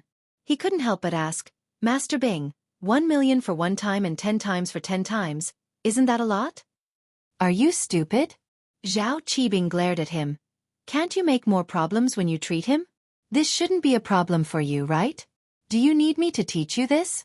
Zhan Yingjun is a man who enjoys alcohol and women. If you make him impotent, let's see if he'll ask for help with a lot of money. If you're afraid of suspicion, then just do it to Zhen Dazhou and make that old man's sexual function fail. I understand, Master Bing. Yao Wang heard Zhao Qibing's words and was enlightened. Even a black-hearted doctor like him wasn't as black-hearted as Master Bing. Master Bing was too black-hearted. Almost all the famous people in Songshan knew that Zhan Yingjun had a strange disease. It caused a huge commotion, and it wasn't a secret that Zhan Dazhou asked Zhou Tiandi to search for a doctor. However, the news that Zhan Yingjun's disease was cured by a new Zhao Yaowang shocked everyone. In the past, everyone in Songshan knew that Guan Shuamin was a miracle doctor. They didn't expect that there would be another Zhao Yaowang who seemed to be even better than Guan Shuamin. Everyone saw Zhan Yingjun's condition. His mouth was crooked and his legs were lame. They went to the hospital for a checkup, but there was nothing they could do. However, after Zhao Yaowang injected a few needles, a miracle happened. Zhan Yingjun's legs were no longer lame and his mouth was no longer crooked. Zhen Dazhou didn't want to tell others that he was deaf and couldn't feel his hands. He only said that his son was cured. This way, it was an advertisement for Zhao Yaowang. In an instant, everyone knew that there was a Zhao Yaowang in Songshan. His medical skills were incredible and he was even better than Miracle Dr. Guan. As a result, Zhao Yaowang's fame spread like wildfire. In the future, when the rich and famous people wanted to see a doctor, the first person they thought of was Zhao Yaowang. After all, Zhao Yaowang had cured someone before. Zhen Yingjun was indeed alive and kicking now. Chapter 846. Chapter 0845. Hiring a spokesperson. What does Zhao Qibing want to do? Could it be that he learned how to make money from you? Fatty Lai asked curiously. I'm afraid he lost a lot of money recently. He didn't have the initiative in the slums area, so he probably won't be able to make much money. So, it's understandable that he's thinking of other ways to make money. Lin Yi could guess Zhao Qibing's intentions. That Yaowang, he does have a way to treat people. This kind of thing has nothing to do with us. Yeah, let's ignore him then. It has nothing to do with us for now. Fatty Lai nodded. No matter how Zhao Qibing acted, as long as he didn't provoke Lin Yi, it wouldn't matter. Lin Yi just laughed it off because there were more important things waiting for him. The first batch of products from Miracle Dr. Guan's medical company was about to hit the market. Let's not talk about him. Didn't you call me here to talk about the product? Lin Yi had a lot of free time these few days. Tang Yun's problem was solved. He didn't know whether Zhong Pingliang and Jiang Wen were discharged or not, and Zhao Qibing had quieted down quite a bit. Zhou Ruoming fawned on Lin Yi even more than when he saw his own father. This made Lin Yi relax for a few days. Other than accompanying Miss and Shu to and from school, he would only see Tang Yun during breaks. His days were peaceful and leisurely. This was the life that Lin Yi yearned for. There were no conflicts every day, and he could protect the people he loved, quietly savoring the little things in life. Lin Yi didn't know how long these days would last. If it was possible, Lin Yi hoped that it would last forever. However, although life was peaceful and it made Lin Yi feel comfortable, Lin Yi still kept his guard up. Yu Kuan went back. No matter what, Lin Yi had a feeling that he was leaving a threat behind. It was just that House Yu hadn't made any moves yet. As for Zhao Qibing, Lin Yi didn't believe that he would just let it go like this. Who knew if he would come up with some weird tricks to deal with him? Yes, the first batch of our injury medicine is ready and can be launched at any time. Fatty Lai said. However, when our company opened, we didn't hold any ceremony. Although Miracle Dr. Guan's medical company is quite famous outside, we still need to hold a product launch for the release of a new product. Press conference? Why is it so troublesome? Lin Yi didn't think that launching a product into the market required such a complicated process. Yeah, it's just a way to show the company's strength. It's just like Qibing Real Estate Company's building completion ceremony. Fatty Lai was an expert in business, so it was natural for him to be able to make sense of it. It's just that we ruined his completion ceremony. If that's the case, then it's up to you. Lin Yi felt that he wasn't doing his job as a hands-off boss. He knew nothing about business. If it weren't for Fatty Lai, a follower he'd met halfway, it would have been hard for him and Xiaomin to run the company. All right, then I've decided. Fatty Lai nodded, because our company's publicity is almost done. Now is the best time to go public. Once our product is launched, there will be a lot of media outlets promoting us for free. But, according to the usual practice of many companies, they usually hire celebrities to boost the popularity of their new product launch. Celebrities? You know them? Lin Yi wasn't interested in celebrities and he didn't watch TV. To him, celebrities weren't as cute as the girls at home. I don't know. Fatty Lai smiled bitterly, but money makes the world go round. As long as we're willing to pay, it's easy to hire a spokesperson. Oh, it's up to you then, Lin Yi shrugged and said indifferently. Then boss, do you have any good candidates in mind? Fatty Lai knew that many companies hired celebrities to be their spokesperson not only to bring popularity to their products, but also because the boss of the company was a fan of the celebrity. So, Fatty Lai wanted to ask Lin Yi which celebrity he liked. Candidate. Lin Yi paused. He didn't know any celebrities, so how could he know? But suddenly, a name popped up in his head. Is there a celebrity called Su Shirhan? Lin Yi remembered buying Su Shirhan's album for Miss and Shu. He also saw Miss and Shu watching her concert in the villa. She was quite an eye candy, jumping around on the stage. But he didn't know if she would still look good after removing her makeup. Ah, yes. Fatty Lai was shocked when he heard the name. He nodded. Boss, Su Shirhan is a top singer. Fatty Lai calculated in his heart. How much would it cost to hire Su Shirhan to be their spokesperson? Su Shirhan was super popular right now. A lot of middle school students were her fans. Her status must be high. But since it was Lin Yi who suggested it, Fatty Lai didn't say anything. He just had to try his best. Oh, then invite her. Lin Yi didn't think that Su Shirhan was powerful, so he didn't think much of it. He only heard that Miss, Shu, and Tang Yun were her fans. Lin Yi just wanted to invite them to have some fun. As for Lin Yi himself, he didn't even look at celebrities in detail. Naturally, he wasn't her fan. Okay, I'll try my best. Fatty Lai nodded and noted it down. All right, boss, are you going to the product launch? Me. I'll pass. Lin Yi shook his head. This medical company was just for fun. Lin Yi wanted to use it to earn some pocket money. But as his friendship with Miss Shu deepened, Lin Yi didn't feel like he was living under someone else's roof anymore. Although, Lin Yi didn't know if it counted as friendship. Anyway, Missy didn't look down on him anymore. Furthermore, Missy was someone who didn't care much about money. So now that the medical company was established, it was a public service. It was impossible to earn money in a short period of time. The price of the medicine was set low, so it could compete with Dr. Kang's golden creation. Fatty Lai knew that Lin Yi always kept a low profile, so he asked before. Since Lin Yi didn't want to participate, he didn't force him. He continued, Boss, about Kong Xiaobo and fun, I've arranged it like this. What do you think? Chapter 847. Company of Swindlers, Kong Xiaobo. I've arranged for him to be the company's intern vice president, mainly in charge of marketing, Fatty Lai said. The current executive vice president in charge of marketing is a friend of mine, and he's only here to help out. With him guiding Kong Xiaobo, I believe it won't take long for him to graduate as an apprentice.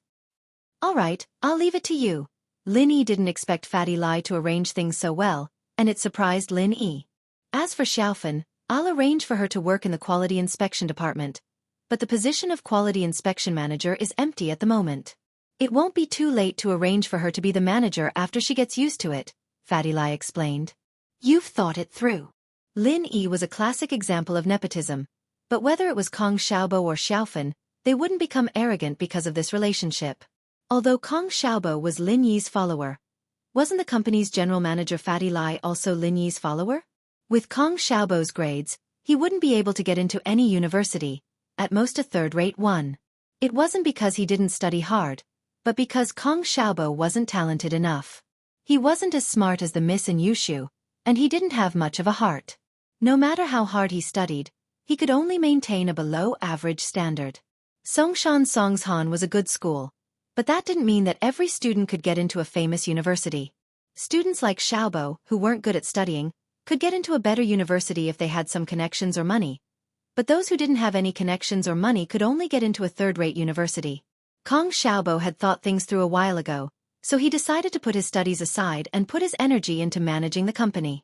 He could just get into a third-rate university to pass his time, and when the company had some results, he could study for an MBA or something. It wasn't a bad way out. Evidently, Kong Fu and Kong Mu had thought it through as well. What was the point of studying hard for 10 years? Wasn't it just a good job in the future? Now, he had a job, and it was a deputy general manager. In this day and age, even if you were a PhD student who had returned from abroad, without any experience or connections, it was impossible to give you a deputy general manager position. After Lin Yi left, Fatty Lai started looking for connections and connections. The contact information of the celebrities in the entertainment industry might be a secret to the common people, but it wasn't the same for the rich businessmen. They were always looking for endorsements, and the entertainment companies were more than willing to work with them. Fatty Lai quickly found the entertainment company Su Shirhan belonged to and contacted her manager. Needless to say, the manager of a superstar like Su Shirhan was very arrogant. She picked up the phone and hurriedly asked, "Who are you? What's the matter?" The way she spoke made Fatty Lai frown, but he still said patiently, "Hello, I'm from a company, and I want to cooperate with Miss Su Shirhan." The manager's tone softened a little after hearing that Fatty Lai was from a company, but it was still cold. "Which company are you from? What kind of strength? Why would he want to collaborate with Miss Su? Are you attending an event or endorsing a product?" The manager couldn't be blamed for being cold. There were a lot of people calling to harass Su Shirhan, and the manager couldn't be more annoyed every day. Before confirming the identity of the person calling, she couldn't let her guard down. "Hello, I'm the CEO of Miracle Dr. Guan's medical company, Lai Changyi. I'm looking for Miss Su Shirhan to endorse our company's product, and also to attend a new product launch." Fatty Lai could see that the manager was a straightforward person, so he didn't waste any time and said his purpose directly. "Miracle Dr. Guan's medical company?" The manager was startled and asked, "Is it Guan Shuamin's company?" "Yes. Miracle Dr. Guan is Guan Shuamin." Fatty Lai nodded. It seemed like the manager knew about his company. Guan Shuamin's company. Isn't it a scammer company? What Miracle Dr. Guan? It's a scammer. The manager's tone turned nasty, and before Fatty Lai could say anything, he hung up the phone with a bang. Do. Fatty Lai looked at the phone and didn't know if he should laugh or cry. How did Guan Shuamin become a scammer? His own company. How did it become a scammer company? When did he offend Su Shirhan's manager? "Wang sis, why are you talking so loudly? Why are you calling him a scammer?" A heavenly voice sounded from behind Sister Wang. A girl wearing a bathrobe, with fair skin and a slight blush, walked over. She looked like a fairy who had just come out of the bath. Her hair was still wet, and it was casually scattered. Her pretty face didn't have the slightest bit of makeup on, but she still looked very lovely. She was the superstar Su Shirhan who had countless fans and was the idol of many middle school and university students.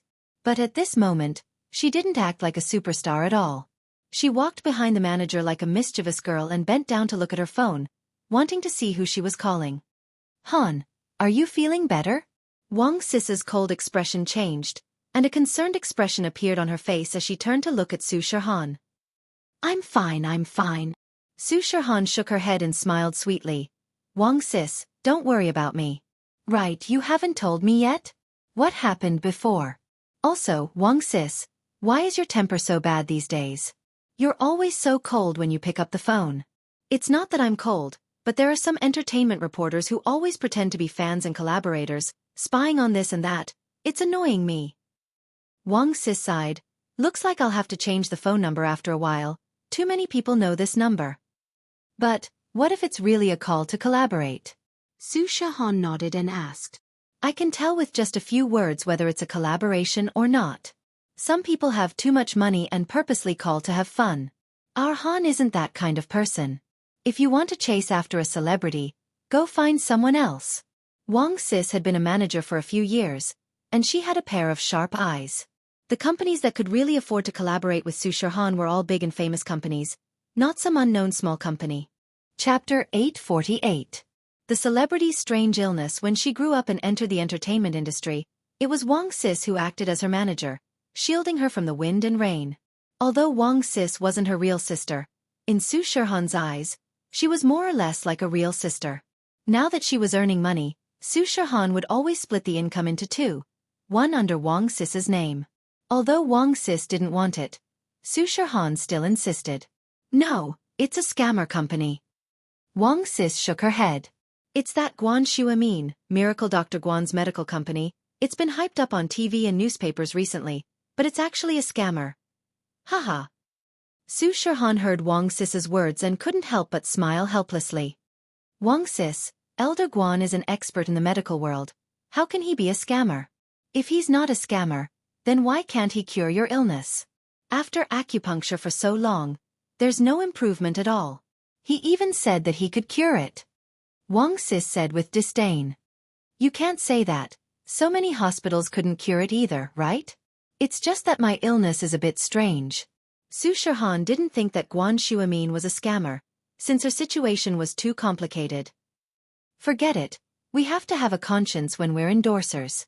If he can't even cure your illness, how can he call himself a miracle doctor? We can't just let you lie with your eyes wide open, right? Wang Sis said indifferently. Su Shihan heard Wang Sis's words and couldn't help but smile and shake her head. It's not like there aren't such celebrities. Fake endorsements, there's a lot of them nowadays. I think I should call Master Guan and apologize to him. He was very attentive when he treated me. Do what you want, this kind of scammer, why bother with him? Wang Sis was a person who had a clear distinction between love and hate. She had a very strong personality, unlike Su Shihan, who was pure and didn't have complicated thoughts. However, for someone like Su Shihan, if it wasn't for Wang Sis, her manager, she would definitely be at a disadvantage. Su Shihan smiled and picked up the phone. She found the number and called Xu Amin, but his phone was turned off. She could only put this matter aside for now. Fatty Lai didn't manage to invite Su Shihan, so he quickly called Lin Yi, but Lin Yi didn't think much of it. He heard that Su Shihan's manager was a cocky one, so he gave up on the idea of finding a spokesperson. Jianghu didn't have a good time these days. The pressure from his family and the Fire Wolf gang made it hard for him to breathe. Fortunately, before the kidney trafficking organization was destroyed, Jianghu had earned a lot of money for his family and the Fire Wolf gang. Jianghu's brother, Anjenda, was in charge of organ trafficking in Songshan. Although he didn't get into any trouble, he had to spend money to buy kidneys. The turnover was small, and the cost was high. So, his annual profit wasn't even as much as Jianghu's monthly profit. This was also the reason why the Fire Wolf gang in house and didn't take Jianghu back. Jianghu was quite arrogant and unscrupulous, but one had to admit that he was an expert at making money. He'd made tens of millions of profit in 1 month, and even the leader of the Firewolves North had to look at him in a different light. At this moment, Jianghu was lying on the sofa, receiving a call from his father. Jianghu, you're still too young. You're too reckless this time. Jianghu's father, An Mingyue, said seriously. Look at your cousin, he's been in Songshan for a year, and although his results aren't as good as yours, he's stable. Isn't he being used by the Fire Wolf gang now? Dad, I'm just trying to show Grandpa and the Fire Wolf gang what I want, right? Our family, ever since I left the country, the business in the north has been handed over to my uncle. Our family's position in House An and the Fire Wolf gang has been plummeting. Jianghu said bitterly. Idiot! I may have given up on the business in the north, and I'm now the liaison between the house and the Fire Wolf gang. It may seem like I'm not as glorious as your uncle, but in reality, every transaction with the Fire Wolf gang comes from your father. And Mingyue said. Otherwise, why do you think the Fire Wolf gang would put you in charge of the business in Songshan when you just came back? As for your brother, is he really valued by the Fire Wolf gang? He's only going to the border to deal with the drug dealers. It looks like he's making a lot of money, but do you know how dangerous it is? Which one of those foreign drug dealers isn't a murderer who kills without blinking an eye? I understand, Dad, I was too reckless. Jianghu thought about his father's words and felt that it was true. Humph, but the organ smuggling business won't last long.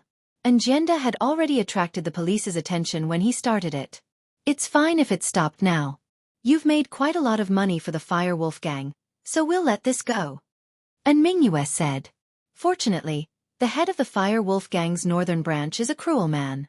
He likes your unscrupulous way of making money, and with me coming back from the middle, He finally agreed to give you a new job. What? A new job? That's great. Jiang Wen was overjoyed when he heard his father's words. He was still thinking about what he should do in the future. How was he going to pursue Meng Yao without a kidney and a career? Now, a new career had arrived so quickly. Yeah, the most profitable business is prostitution, drugs, and organ smuggling. As for the sex industry, there are local gangsters everywhere. We shouldn't interfere.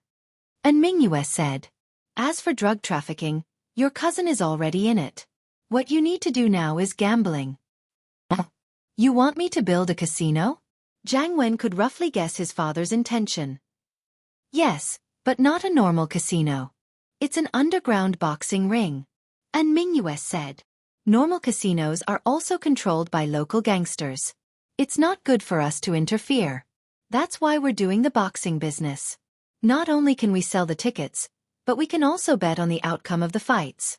It's a very profitable business. No problem. Leave it to me. I'll do it well this time. Jiang Wen nodded. But I don't have anyone else I can use. The tattooed guy already took the blame for me. Chapter 849. Jiang Wen's kidney transplant. Don't worry, father. I know what I'm doing. But can you send me another person who can run errands? Otherwise, these two won't be able to help me take care of things. Jiang Wen wasn't an idiot. One was a fighter, and the other was a doctor. They were both important figures in the Firewolves, and so he couldn't just use them as scapegoats. The kidney trafficking company had taught him a lesson. He had to have a backup plan. He was lucky enough to escape this time, but he had to be more careful next time. He had to prepare a scapegoat for his crimes. Otherwise, the next person to go to jail would be him. Haha, of course, you don't have to worry about that. And Mingyue smiled. I've found a suitable candidate. He's a wanted criminal, and he only has a junior high schooler at home. He can help you. How could an Mingyue not know what his son was thinking? Plus, he didn't want anything to happen to Jiang Wen, so he had to arrange everything in advance. Oh, so this person doesn't have anything to worry about? Jiang Wen asked quickly. Nope. He only has a junior high schooler at home. After he committed the crime, he lied to his brother, saying that he went overseas to work. And Mingyue said, I've already sent some money to his brother a few days ago, saying that his brother won't be back for a while. That's good. Jiang Wen nodded. Leave this arena to me. I'll make it great for you. Jiang Wen hung up the phone. He was very excited. The second spring of his career was about to come. He thought that he would be neglected by the Firewolves for a while, but it seemed like his father's relationship with the Firewolves wasn't just a shallow one. But when he thought about the fact that the Firewolves sent a mystic early phase peak wasn't going to be his bodyguard or fighter, Jiang Wen felt a little depressed. How great would it be if this person was his subordinate? Then he could be arrogant and tyrannical in Songshan City again. In fact, Jiang Wen didn't have a decent follower. Otherwise, he wouldn't even care about Zhao Qibing. What was an illegitimate son of a hidden house? Even the direct descendants of the hidden families had to be respectful in front of the Fire Wolf Gang's division leader. This was also why Jiang Wen didn't give Qibing any face.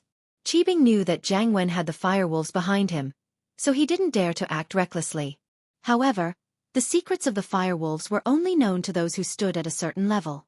Zhao Qibing knew a thing or two about them and knew that the Firewolves were not to be messed with. Sihua, on the other hand, had no idea how strong the Firewolves were. Right now, Jiang Wen felt that all he needed was a kidney, and he'd be able to regain his glory. Now that he had a career and powerful subordinates, all he had to do was install a kidney and he would once again be one of Songshan's 4 young masters. Jiang Wen hung up his father's call and was about to call Pinliang, but Pinliang's call came in before he could make the call. Jiang Wen picked it up quickly. Hello? Brother Pinliang? How is it? Are the results out yet? Hey, we're out. Pinliang pretended to be in pain and said worriedly, It really isn't a match, my kidney. Pinliang bro, I'm sorry for your loss. I'll get you a good kidney for sure. Look, is your kidney? Jiang Wen asked carefully. Yeah, since it's yours, I'll have to return it to its rightful owner. Pinliang sighed.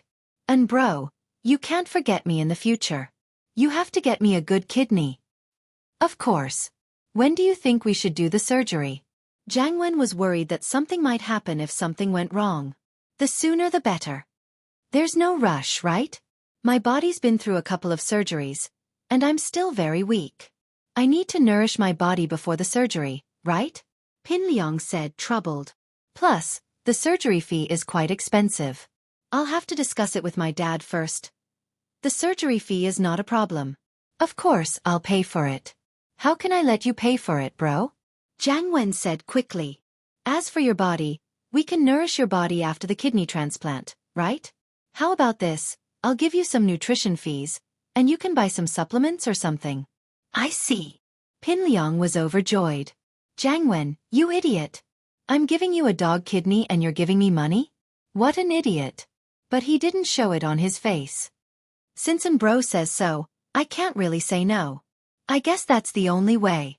But how much can you give me for the nutrition fees? How about 500,000? Jiang Wen gritted his teeth. That was half of his private stash.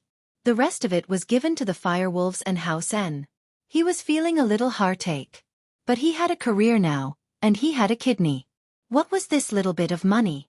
It was a double blessing for him. Okay, right? Then when do we get the kidney transplant? Jiang Wen asked anxiously. And bro, since you're in such a hurry, I won't delay it any longer. How about tomorrow? Pin Liang said. The private clinic that's doing the checkup here can do the surgery. I've already contacted Xiaofu. Okay. Tomorrow then. Pin Liang bro, thank you. I'll treat you to a feast then. Jiang Wen was overjoyed by Pin Liang's words and quickly thanked him. After Pin Liang hung up, Xiaofu asked, Liang bro, how was it? Did Jiang Wen agree? He did. We'll get the kidney transplant tomorrow, and then give me 500,000 as compensation. Pin Liang said. Is everything ready on your side? Everything's ready. We can do the surgery any time. Gao Xiaofu cackled and said, Brother Liang, I've also prepared a mad dog. I bought a mad dog from the dog hunting team. This mad dog is really hard to catch. Ha. We'll get that Jiang Wen a mad dog kidney. We'll play him to death. Who told him to screw me over? Take my kidney away? Pin Liang started laughing as well. Jiang Wen, just you wait. The best part is yet to come. When Zhang Naipeo comes down from the mountain, it'll be your death. That's true. When Gunslinger comes out, no one will be able to fight him. Xiaofu said with anticipation. Liang bro, when do you think we can go see Naipeo? Chapter 850. You Xiaoka, are you depressed? I know that. Xiaofu nodded. The two of them had grown up amidst great joys and sorrows. How childish were they when they thought back to what they'd done? But how many people hadn't been childish before in their lives? How many people hadn't grown up amidst failure? Pin Liang and Xiaofu's thoughts had deepened, and they no longer showed their hatred on their faces and fought their enemies head-on. They now knew how to use schemes and strategies. The next morning, Pin Liang and Xiaofu arrived at the private clinic they'd agreed on earlier. This clinic was under Xihua's jurisdiction, and Xiaofu was able to easily reach an agreement with the doctors here using Xihua's name. Jiang Wen thought that it'd be hard for a normal clinic to complete a kidney transplant, but after seeing the size of this clinic, he let go of that worry. This clinic wasn't small at all, and they could even perform appendectomies and cholecystectomies. A kidney transplant shouldn't be a problem at all. Pin Liang pretended to sigh as he chatted with Jiang Wen, and with Xiaofu's help, he walked into the surgery room and laid down on the bed. The doctor injected anesthetic into Jiang Wen first, and in order to not arouse Jiang Wen's suspicion, he pretended to inject the anesthetic into Pin Liang as well. In fact, Jiang Wen was being very careful this time. He'd removed the wrong kidney last time, so naturally he'd be more careful this time. It wasn't that he thought that Pin Liang would lie to him, but he didn't suspect Pin Liang at all. Why would Pin Liang want a rejected kidney? Since Pin Liang had promised to return the kidney to him, Jiang Wen didn't think too much about it. He was just worried about the doctor's skills. After a while, a wave of drowsiness hit him, and Jiang Wen fell asleep. Pin Liang, who should have fallen asleep as well, sat up abruptly and got off the bed. He looked at the sleeping Jiang Wen and spat on the ground before calling out to the surgery room.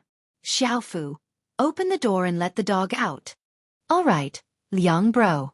Gao Xiaofu pushed a surgical cart over, and on the cart lay a big black dog that had already been anesthetized. Dr. Zhang. Sorry to trouble you. Gao Xiaofu said to the chief surgeon with a smile. Don't worry, there won't be any problem. I don't dare to replace a human kidney, but a dog kidney is not a problem.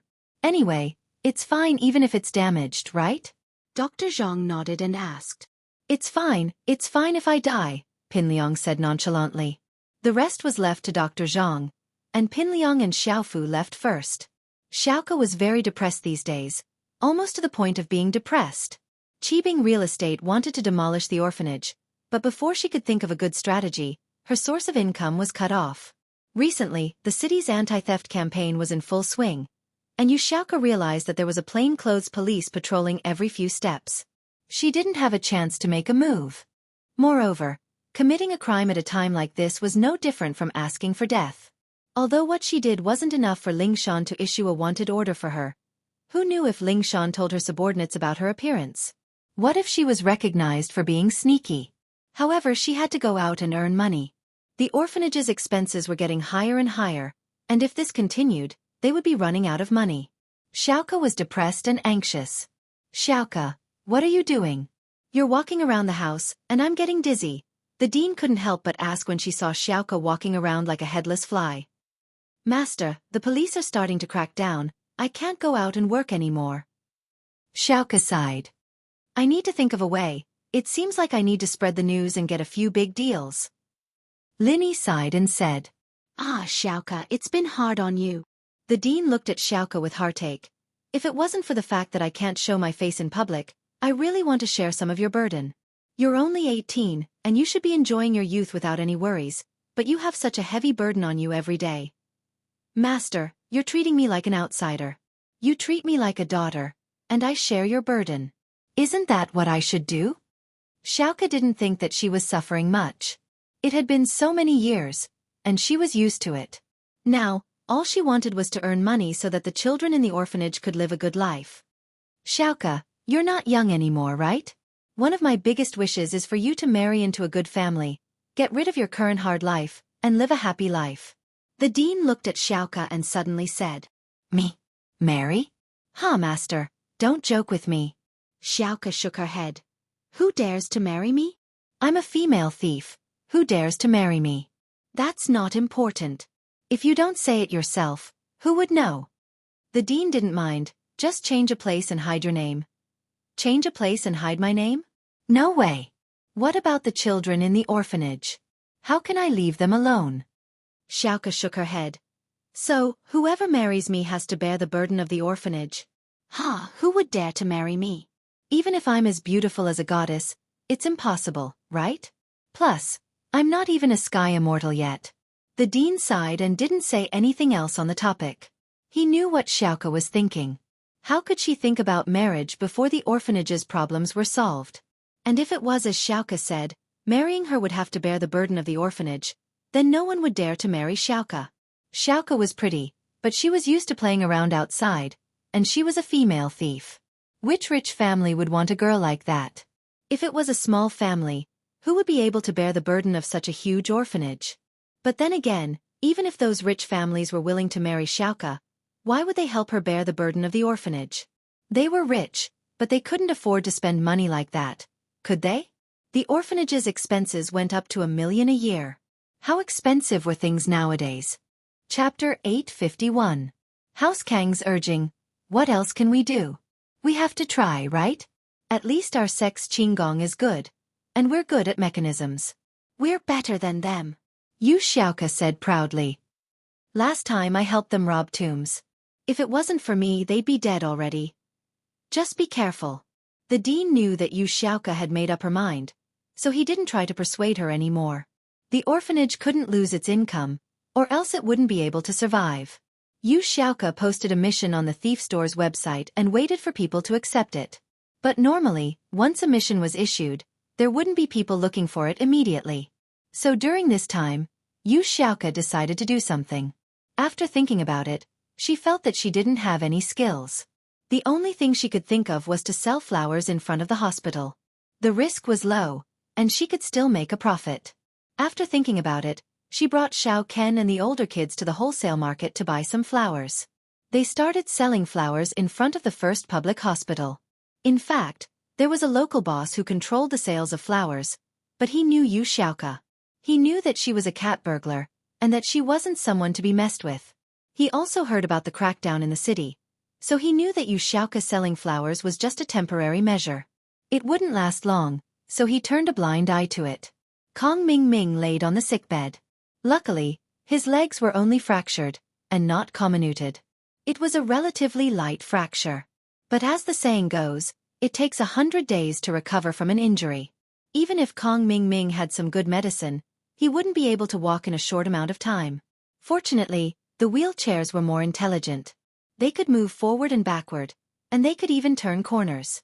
Wang Shubing and Zhu Xiaozhang followed them, so it didn't take too long. Today was the day that Kong Ming was discharged. Other than the terminally ill, it was a good thing for normal people to be discharged, but Kong Ming wasn't in a good mood. Guan Exin hadn't visited Kong Ming ever since she'd laid in bed for so many days. Kong Ming's main reason for staying in the hospital was to get close to Guan Exin, but now that he hadn't gotten close to her, he'd suffered for a few days in vain. Shubin, do you have any other good ideas? Kong Ming was panicking. His family had been calling him all the time, urging him to get Guan Exin as soon as possible. But his leg was broken. Where would he get the chance to get Guan Exin? Master Ming, I don't think we should use the excuse of being sick to get close to Guan Exin. Wang Shubing said after some thought. Nonsense. You think I don't know? Even Guan Exin is starting to get suspicious. If I get sick again, even if she doesn't think I did it on purpose, she'll still think that I'm an unlucky bastard who gets sick all the time. Who would want to be friends with me? Kong Ming snorted. Plus, which patient she's in charge of has such a bad injury? She won't be able to control it well if it's light or heavy.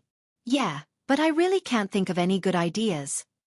Wang Shubing said carefully. The guides on picking up girls on the internet are all bullshit. They're just to trick people. There's no practical use at all. What are they saying on the internet? Kong Ming asked. They're all about drugging her, getting on the car first and then paying for the ticket. Wang Shubing said. What the fuck, you're on porn, right? What kind of nonsense is this? Kong Ming heard Wang Shubing's words and knew that it was impossible. If he drugged Guan Exin, it'd be good enough if she didn't hate him to death. How could she tell him the formula? To hell with it. Yes. Wang Shubing wiped the sweat off his forehead. Didn't you tell me to go see her? But he didn't dare to refute. As they were talking, Kong Ming's phone rang. Kong Ming picked it up and saw that it was his brother Kong Xiaolong. He quickly picked it up. Brother? Xiaoming, I heard that you're leaving the hospital today? How's it going? Xiaolong had something to discuss with Kong Ming, but Kong Ming had just been discharged from the hospital. As his brother, he had to visit him. I'm all right, but I still have to sit in a wheelchair. Brother, what's up? Kong Ming asked. Isn't it that thing? Xiaolong sighed. The Xiao family came looking for Grandpa to force the marriage. They even brought a mystic class master. Motherfucker, are they trying to scare us? That's why you need to hurry up and get Guan Exin to give us the prescription. No matter what you do, you have to get it done as soon as possible. Otherwise, I'll have no choice but to marry Wang Xinyan. Kong Ming thought that marrying Wang Xinyan would be a beautiful thing. If he was the one to marry her, he'd be more than happy to do so. But he also knew that if House Kong really had the formula for the pill of life extension and toxin cleansing, they'd have a qualitative leap. With this formula, they'd become one of the most powerful houses in the world. Although the aristocratic families that had consumed the pill of life extension and toxin cleansing didn't publicly announce the effects of the pill, they had secretly sent people to the Kong family to inquire if they had any intention of selling the pill of life extension and toxin cleansing they had purchased at the auction.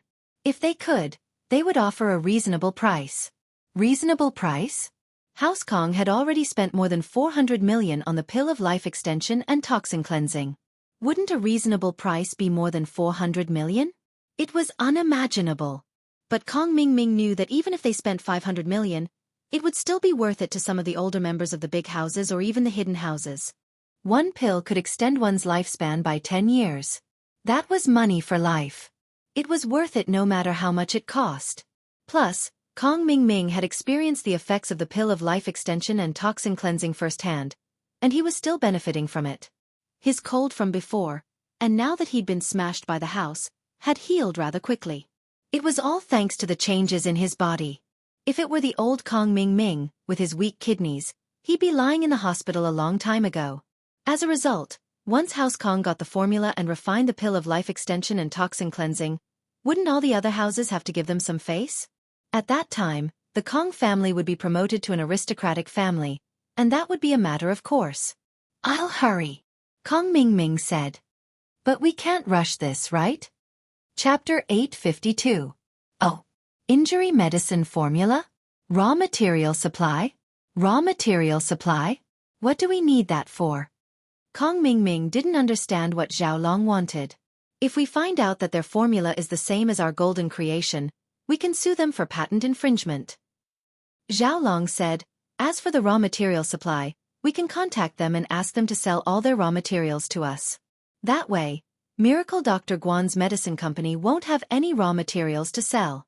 If they can't make the product, then the formula will be useless. Is that so? I understand. I'll try my best to find out, Kong Ming Ming nodded. It's best to find out first. If the formula for the pill of life extension and toxin cleansing isn't easy, we can put it aside for now, Zhao Long said. Zhao Long said, after all, House Kang's biggest competitor is Miracle Dr. Guan's company. Okay. Kong Xiaoming replied. In his mind, he was thinking about how to get Miracle Dr. Guan's formula and the source of the raw materials. Did Xianxia know about this? But even if she didn't, he could find out. It seemed like he had to get Xianxia first. After hanging up, Kong Ming Ming was panicking.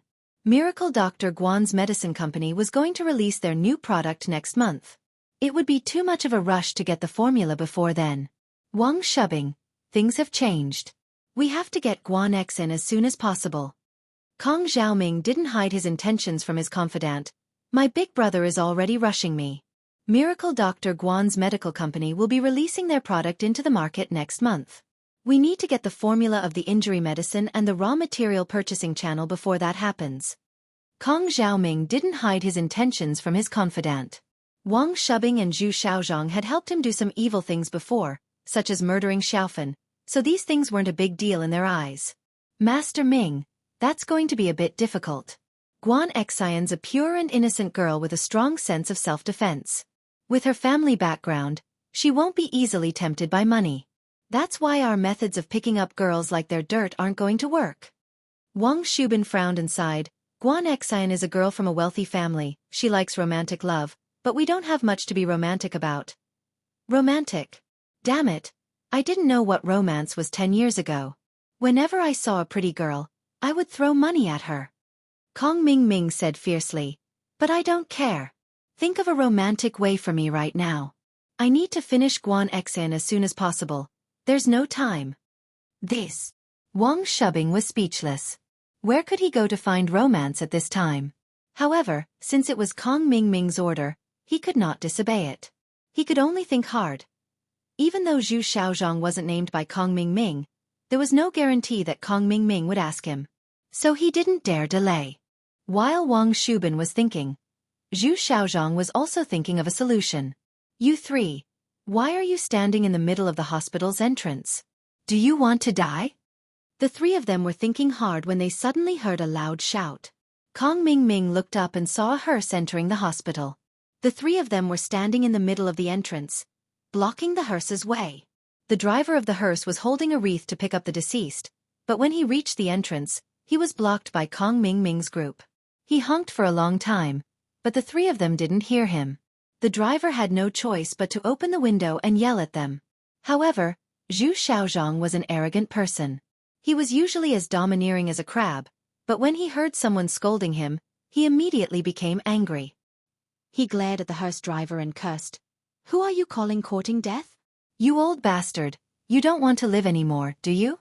Do you know who I am? Why are you in such a hurry? Do you want to die? The hearse driver was just angry at the moment, so he spoke without thinking. As long as Zhu Xiaozhong moved out of the way, he would let it go. However, when he saw Zhu Xiaozhong's arrogance, blocking the road and still speaking reasonably, he became angry. I am in a hurry to pick up the deceased. What's wrong? If you don't move out of the way, I will run you over and give you a wreath.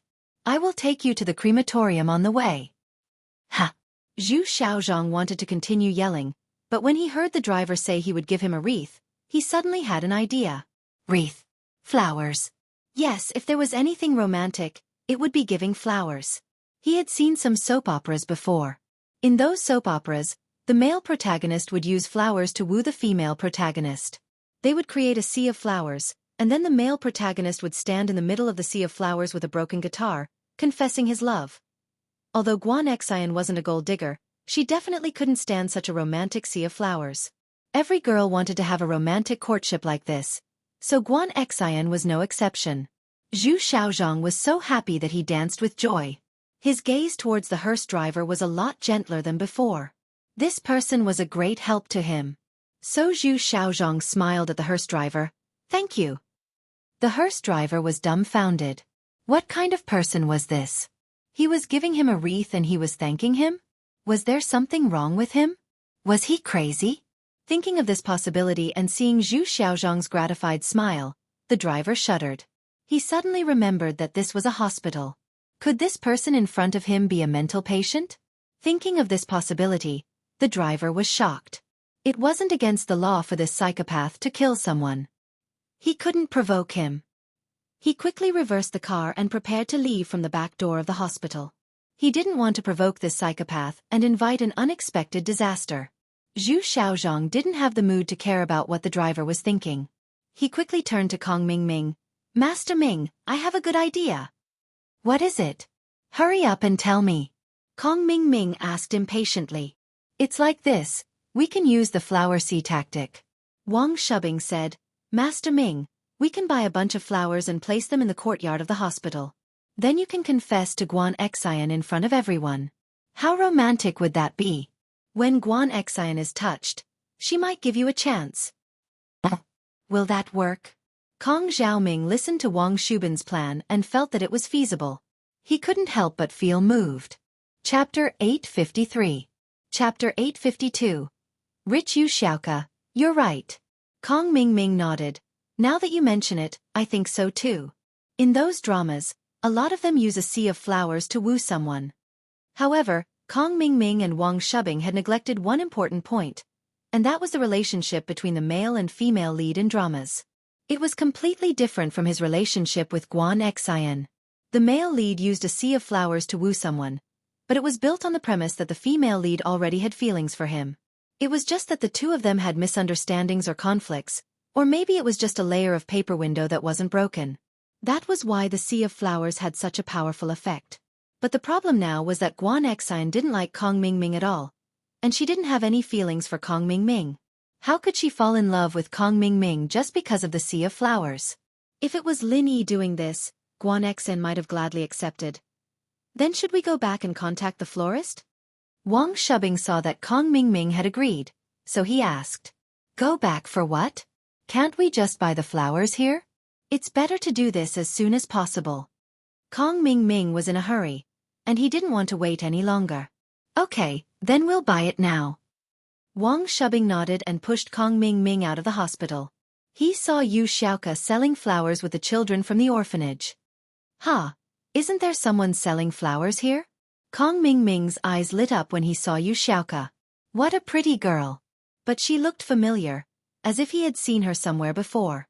However, he had to pursue Xianxia, and he couldn't afford to cause any trouble. Otherwise, he would have gone after the little girl selling flowers.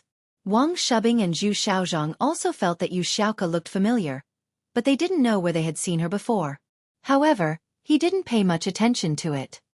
He thought that she sold flowers at the entrance of the hospital every day, and he saw her every day when he went in and out. However, it was no wonder that Yu Xiaoka was wearing a nurse's white coat. It was a completely different image from the one she was selling flowers right now.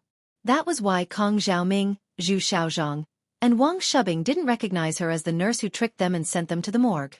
However, Kong Mingming, Wang Shubin, and Zhu Xiaozhang didn't recognize Xiaoka, but she did. As a qualified cat burglar, Xiaoka's eyesight was quite good. She recognized the 3 fat sheep with one look, but when she saw them walking towards her, she felt a little guilty.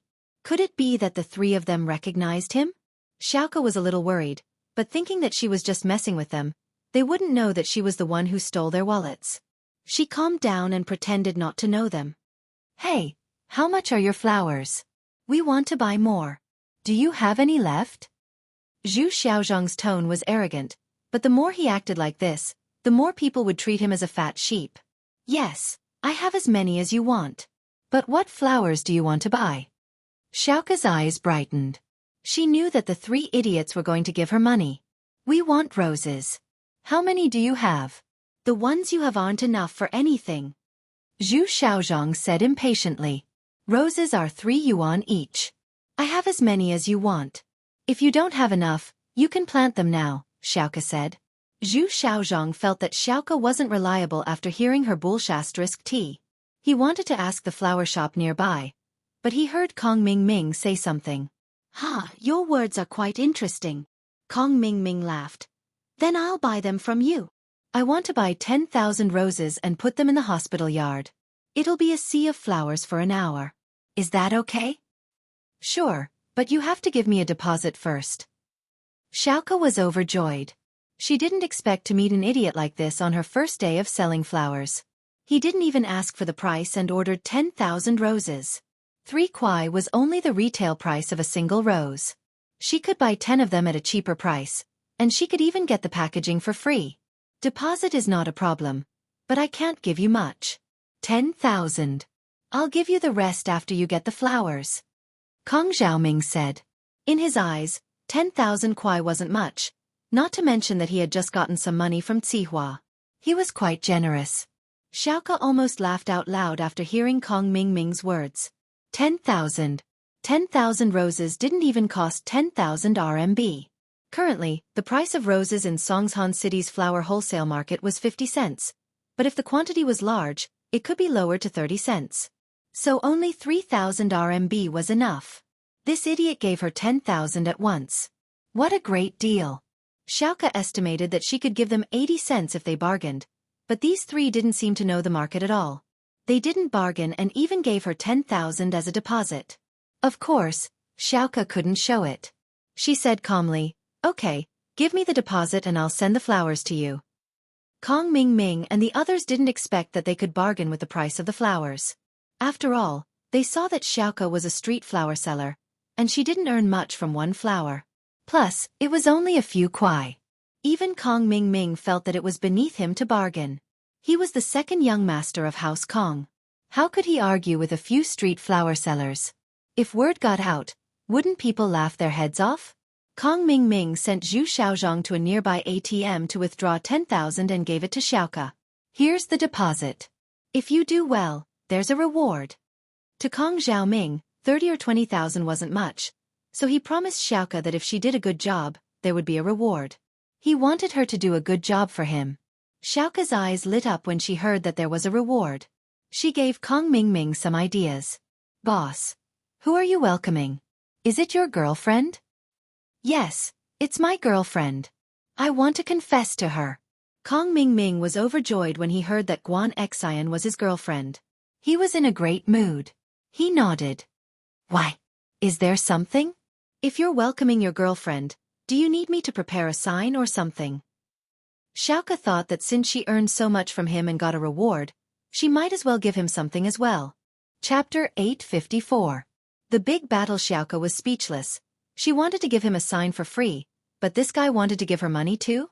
There was no reason for Xiaoka to reject it.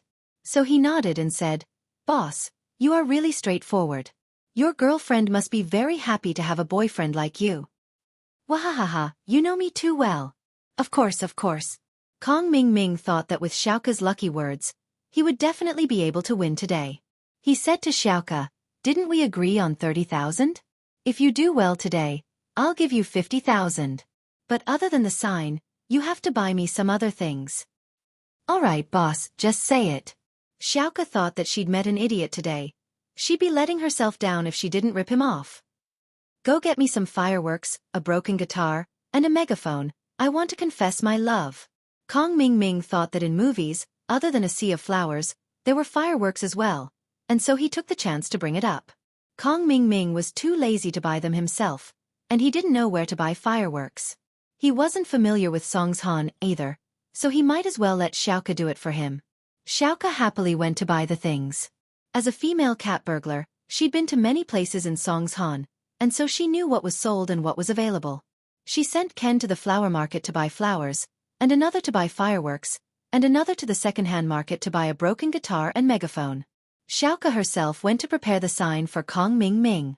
Because there were many people, the division of labor was clear, and so after Xiaoka got the sign from the photocopier, the others also brought the things back, arranging them according to Kong Ming Ming's requirements. Kong Ming Ming didn't expect Xiaoka to finish it so quickly. He couldn't contain his joy and gave the remaining 40,000 to Xiaoka without hesitation. Ken and the kids didn't think that Xiaoka would be this good. She just casually negotiated a 50,000 kuai deal. The flowers, the sign, the second-hand guitar, and the amplifier only cost 4,000 kuai in total. They couldn't believe that they had earned 45,000 kuai in just a blink of an eye. Xiaoka took the money and left. She had earned enough here, and if she earned more, people would be jealous of her. Xiaoka knew the rules here, and knew that there were flower shops in this area. In fact, these shops would send people to sell flowers in front of the hospital, and Xiaoka had stolen such a big business from them. How could the flower shop be willing to accept that? If she were to continue doing this tomorrow, these people would definitely cause trouble for Xiaoka. She knew when to retreat and took the money and left. But even so, there were still people who were jealous. The owner of the flower shop nearby looked at Xiaoka with a greedy and hateful gaze. He wasn't happy at all. If it wasn't for Mad Bull Bro telling him that Xiaoka wasn't someone to be messed with, he would have gone up and asked for a share. Seeing Xiaoka leave, the flower shop owner walked over and found Kong Ming Ming. "Boss, I'm from Tiandao Flower Shop. Do you need any more flowers? I have them here, and they're very complete. We're done, what else do you want?" Kong Ming Ming was excitedly preparing to confess to Guan Xian, and this flower shop owner came over to talk to him. It pissed him off. "Go away, don't get in the way." The flower shop owner could only back off. "Then you can come to me next time, I can give you a discount." All right, I got it." Kong Ming Ming waved his hand and said impatiently, "Get the fuck out." Guan Xian was only a nurse in the Songshan First Hospital, but there were many people who knew her. The prettiest girl in the Songshan First Hospital was definitely Guan Xian, so whether they'd talked to her or not, they'd all heard of her name. Now that Kong Ming Ming had put up the sign, "Guan Xian, I love you," many people saw it and stopped to look, trying to guess who Kong Ming Ming was. Could this guy in the wheelchair be Guan Xian's boyfriend? Guan Xian, on the other hand, got the news very quickly. Those who knew Guan Xian told her about the situation at the hospital entrance. Xian, I have big news for you. There's a sea of roses outside our hospital, and they're preparing to confess. That's quite romantic. He's really rich," Li Xiaomei said enviously. "Oh." Guan Xian only smiled faintly. "What does that have to do with me?" "How does it have nothing to do with you? That person even put up a sign, 'Guan Xian, I love you.' It's obviously for you. It's already spread in our hospital," Li Xiaomei said. "I just went to the ward and the doctor there told me." "Ha! Me?" Guan Xian's eyes widened at Li Xiaomei's words. She looked at her in disbelief. "Really? Are you talking about me?" "Yes." Li Xiaomei nodded. "It's really you." Who would do that? Was it Lin Yi? Guan Xian subconsciously thought of Lin Yi, but when she thought of Lin Yi, she shook her head and blamed herself. It couldn't be Lin Yi. Why would he confess to her? He was really indulging in fantasies. Guan Xian lost interest once she remembered that the person wasn't Lin Yi. There wasn't any excitement on her face. Who's so bored? Xin, aren't you moved at all after hearing this explosive news? You don't even want to go out and see. Who did it?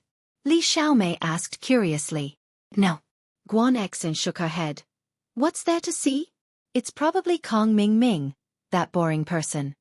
Now that you mention it, it's possible. Li Xiaomei lost interest when she heard the name. She didn't have any feelings for Kong Ming Ming, and she also knew Xiao Fan through Guan Xian. She knew that Xiao Fan was harmed by Kong Ming Ming, so she didn't have a good impression of Kong Ming Ming, and now her impression of him was even worse. So, let's get back to work. Guan Xian started to get busy again. After work, Guan Xian and Li Xiaomei walked out of the hospital together. Wang Shubin, who was in charge of investigating at the hospital, saw Guan Xian and immediately sent a signal to Kong Mingming and Zhu Xiaozhang. Chapter 855. The greedy florist Guan Xian thought that Kong Xiaoming would be in a hurry to leave after waiting for so long, but she didn't expect to be startled by the fireworks as soon as she stepped out of the door. Kong Xiaoming's sudden voice startled her. Before Guan Xian could react, Kong Xiaoming started singing. There's a girl in the hospital called Xian. She's pretty and kind. She has a pair of big beautiful eyes, and her braids are thick and long. Kong Mingming played the guitar and sang, giving off the vibe of a passionate prince. It was just that his voice was terrible, like a frog croaking. Not only did it scare Guan Xian, it also made the onlookers frown. Xiaomei, let's go. Ignore him. Guan Xian hadn't been in a situation like this before. She was truly frightened by Kong Mingming. Kong Mingming panicked when he saw that Guan Xian was about to leave. He didn't care about singing anymore and went straight into his confession. Xian, you're the goddess in my heart. You're the electricity, you're the light, you're the legend, I only love you. Where are you guys from? Flammable items aren't allowed in the hospital, and fireworks aren't allowed. Plus, you've already disturbed the patients by shouting with a megaphone. Come with us to the police room for your punishment. Just as Kong Xiaoming was making a fuss, the police in the hospital's duty room received a report and ran over, surrounding Kong Xiaoming in an instant. Kong Mingming didn't think he'd attract the police. Is it illegal for me to pick up girls? It's not illegal for you to pick up girls, but what you're doing is against the hospital's rules. Come back with us. 2 police officers took Kong Mingming away. Everyone had gathered around to watch the drama, but before Kong Xiaoming could finish his confession, he was taken away by the police. Soon, everyone dispersed. Guan Xian breathed a sigh of relief. This Kong Mingming really was annoying. She didn't know what to do with him. Guan Xian didn't lack suitors in the past, but this was the first time she'd made such a big fuss. Fool. Guan Xian let out a long sigh of relief. She decided that the next time she saw Kong Mingming, she'd have a good talk with him. There was no hope between them, so he shouldn't waste his time. This person is really unlucky. He was arrested by the police on duty in the hospital before he could finish his confession. Li Xiaomei curled her lips, feeling a little funny. Thank God he was taken, or I wouldn't know how to deal with him. Guan Xian shook her head as she quickly followed Li Xiaomei to where the hospital bus was parked. Kong Mingming was in the hospital's police office. He wrote a letter of guarantee, paid a small fine, and was released. After all, he didn't do anything too serious. The police criticized and educated him before letting him go. Kong Mingming didn't listen to a single word. He was secretly worried and quickly maneuvered his wheelchair out of the police office. He saw Zhu Xiaozhang and Wang Shubing waiting at the entrance. Where's Guan Xian? How is she? Kong Mingming asked anxiously. She left a long time ago. Wang Shubing said helplessly. Master Ming, you weren't there, so we couldn't stop Guan Xian from leaving. When she left, what was her expression like? Was she happy? Kong Mingming asked. No, she looked angry. Wang Shubing said carefully. Motherfucker, we made such a big scene for nothing. Kong Mingming said unhappily. How can this hospital be so lenient? The 3 of them left the hospital together. The sea of flowers in front of the hospital had already been removed, and the guitar and amplifier were nowhere to be seen.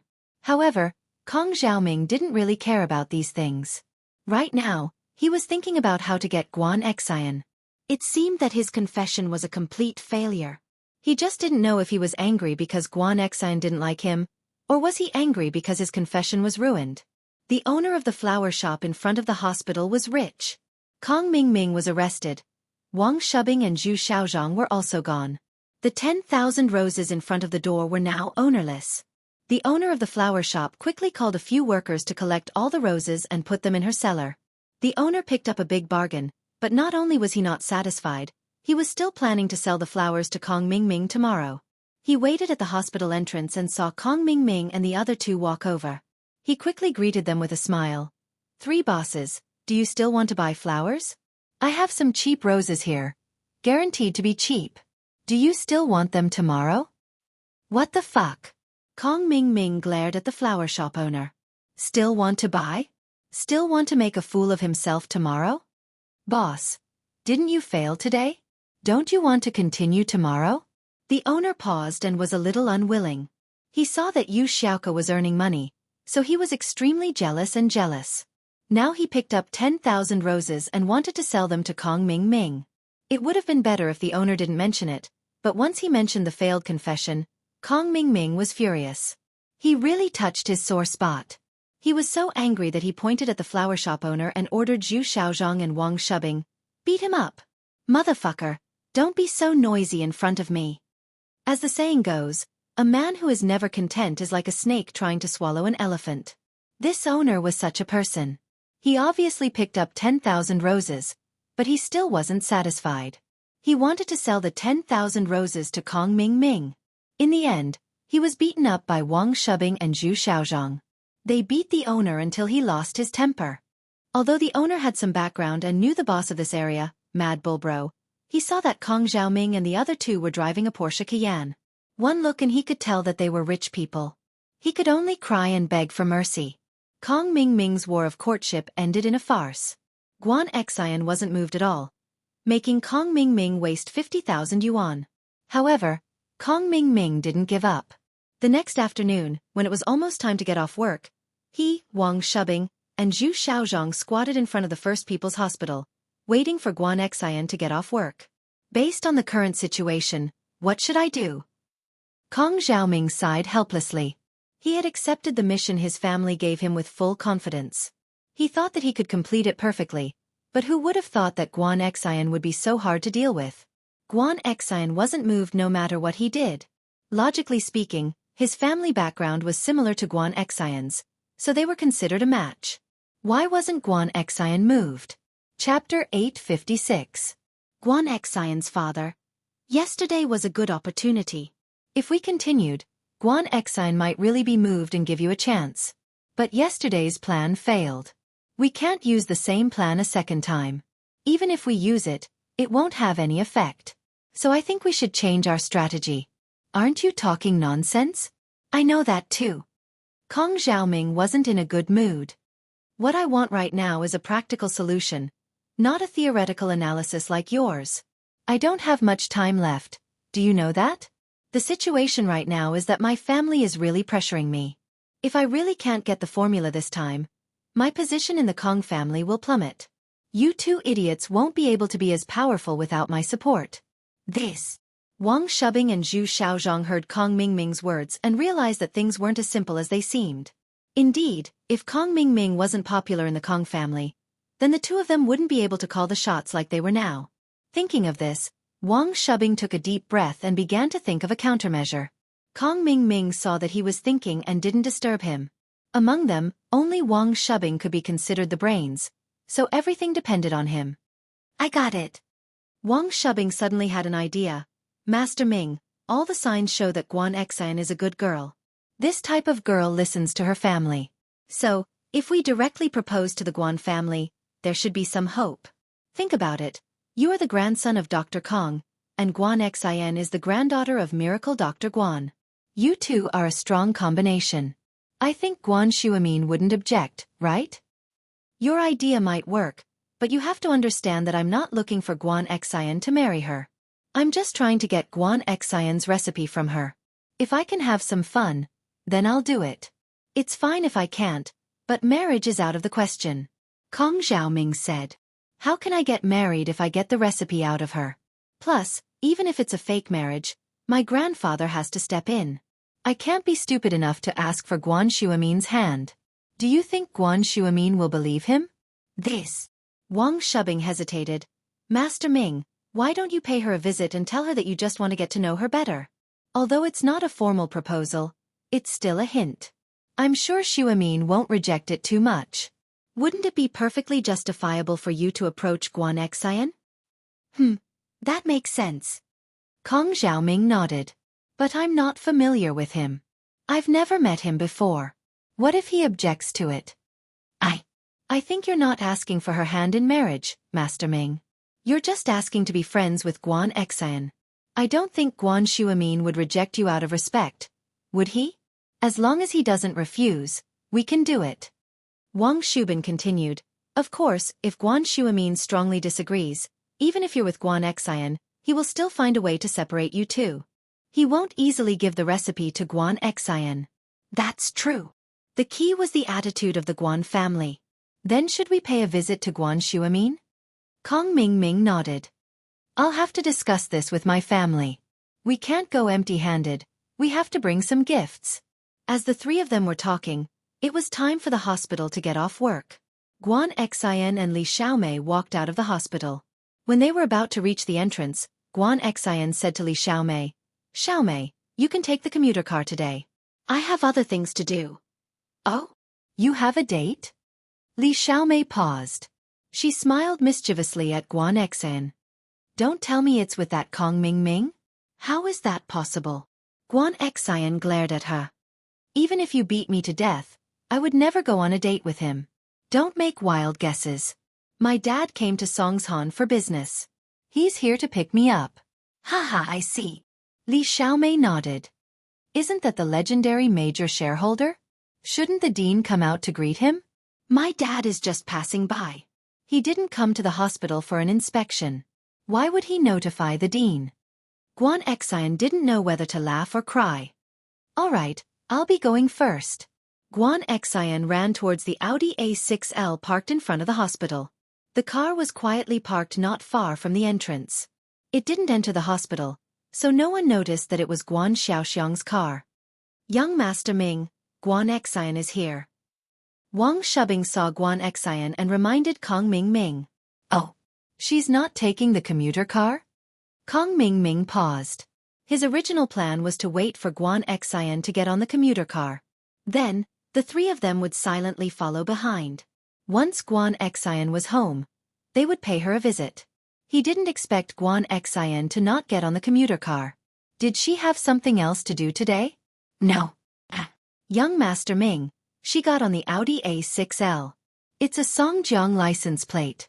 Zhu Xiaozhong pointed in the direction Guan Xian ran to. Songjiang license plate? Could it be that Guan Xian went to meet her lover? Kong Mingming's face immediately darkened. The driver of the black Audi A6L was most likely a man. Judging from the light in the car when Guan Xian opened the door, the driver should be a man. I don't think so. That man seems to be quite old. Zhu Xiaozhong's eyes were sharp, and he quickly said, could it be that he's a prostitute? It would have been better if Zhu Xiaozhong didn't mention it. Kong Xiaoming's face darkened. Go and find out who this car belongs to. Oh, I'm so mad. Kong Mingming felt like he was being humiliated. He originally thought that Guan Xian didn't accept his confession because she was too pure. She was like a blank sheet of paper. She had never been in a relationship before, so she was subconsciously on guard. But now, it didn't seem to be the case. Zhu Xiaozhong and Wang Shubing didn't have much of a relationship in Songshan. However, in Donghai City, they relied on Kong Mingming to know a lot of people. They made a phone call and got the information of the car from a friend who worked in the insurance business. Young Master Ming, this car belongs to Mingyang Pharmaceutical Company, Ltd. Zhu Xiaozhong told the result to Kong Mingming. Mingyang Pharmaceutical Company, Ltd? Why does this name sound so familiar? Kong Mingming frowned and muttered the name. Chapter 857. Kong Mingming's visit. Yes, that's right. Kong Mingming also remembered after Wang Shubing's reminder. So that man just now could be Guan Xian's father. It should be, or else he would be her father's driver. Wang Shubing nodded. Master Ming, I suddenly thought of something. If you visit Guan Xian's father, Guan Xiaoxiang, it might be more effective than visiting Guan Xueming. Why do you say that? Kong Mingming quickly asked. Master Ming, your Dr. Kang's medical company, doesn't it work with a lot of hospitals? The First People's Hospital and the Second People's Hospital are the same. Isn't that Guan Xian's father's company? Zhu Xiaozhong interrupted. If that's the case, then Guan Xiaoxiang won't offend you openly because of his business relationship with the Kong family. As long as he agrees for you to interact with Guan Xian, then you'll have achieved your goal. That makes sense. Let's go. Get in the car, we'll follow them and see where they're going. Kong Mingming nodded. Guan Xiaoxiang hadn't learned reconnaissance or anti-reconnaissance, so he didn't notice that a Porsche Cayenne was slowly following behind him. He was still chatting with Xian. Xian, are you busy with work? Are you tired? It's all right. Sometimes it's a little tiring, but I like this job. Xian nodded. If you're tired, then come to Dad's company. You can't be a nurse forever, right? Xiaoxiang smiled. He always wanted Xian to come to his company, but Xian didn't agree. No, I want to stay here with Grandpa. Xian shook her head. Xiaoxiang sighed and didn't bring up the topic again. He changed the topic. How's your health? Not bad. Grandpa's been in a good mood because of the company, Xian said. Company? You have to keep an eye on your grandfather for me. He has never done business in his entire life. Don't let him get cheated, or he will lose his reputation. When Xiaoxiang heard about his father starting a company, he was a little displeased. When he first started his business, he wanted to use his father's name as a springboard to achieve some results. Especially that Lin Yi. He's so young, but I don't know what kind of talent he has for your grandfather to praise him so much. However, after he expressed his thoughts, he was sternly rejected by his father. He said that he was afraid that he would be cheated by his friend and that it would affect his reputation. Fortunately, he had the help of a benefactor, so he was able to expand his business. Otherwise, he wouldn't have been able to marry his girlfriend, Xian's mother. Xian's mother's family was against it. Therefore, every time he thought about this incident, Xiaoxiang always felt like there was a thorn in his heart. Even though it had been a long time since the incident, there was still some estrangement between the father and son. Even though they cared for each other, they were not very close.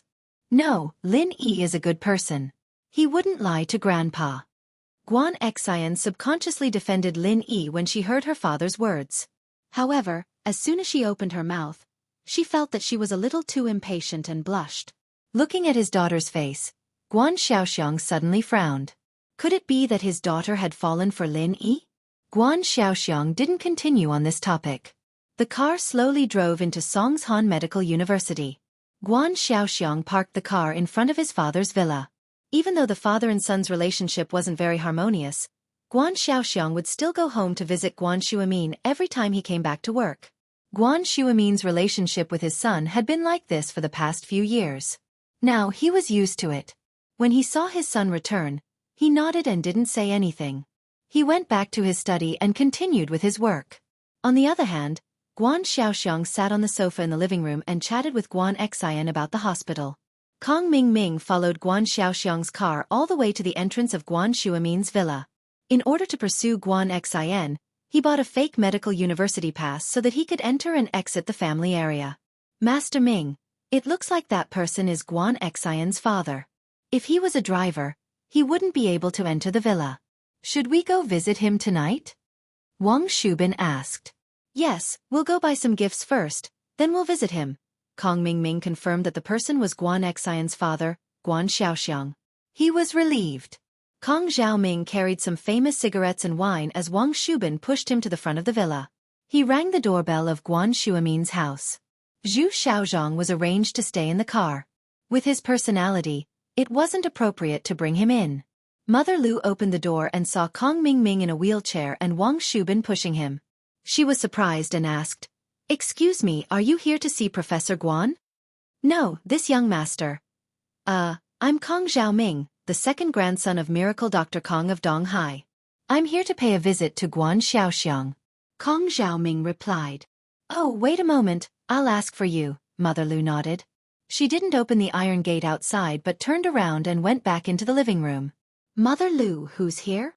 Guan Xiaoxiang saw that Mother Lu didn't bring anyone in and asked curiously. "Mr. Guan, there's someone who claims to be Donghai Dr. Kang's second grandson, Kong Mingming. He wants to visit you. What do you think?" Mother Lu said. "Oh, someone from the Kong family?" Guan Xiaoxiang was surprised and said, "I'll go take a look." Xian's expression changed. She didn't think that Kong Mingming would have the guts to visit. What was he planning? She wanted to tell her father not to go, but her father had already stood up. She stopped herself and thought, let him come in and explain things to him.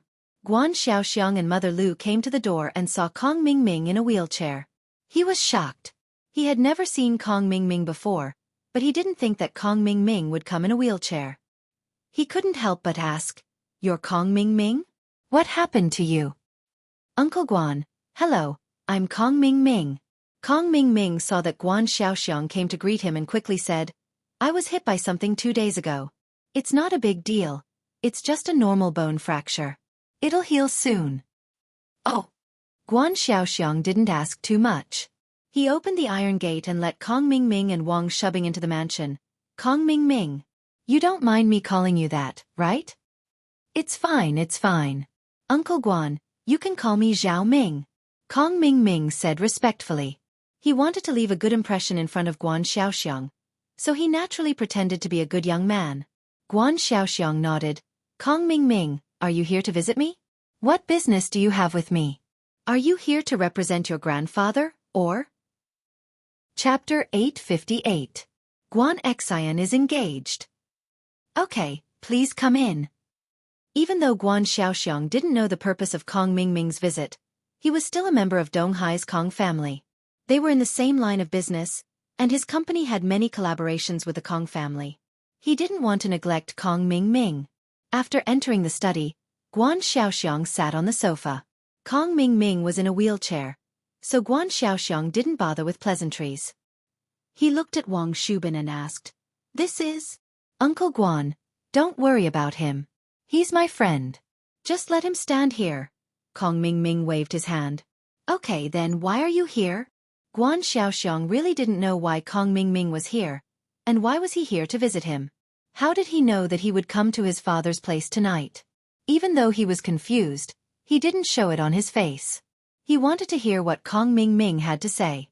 "Uncle Guan, I'm here to visit you because I'm a little embarrassed." Kong Mingming pretended to be simple and honest as he scratched his head.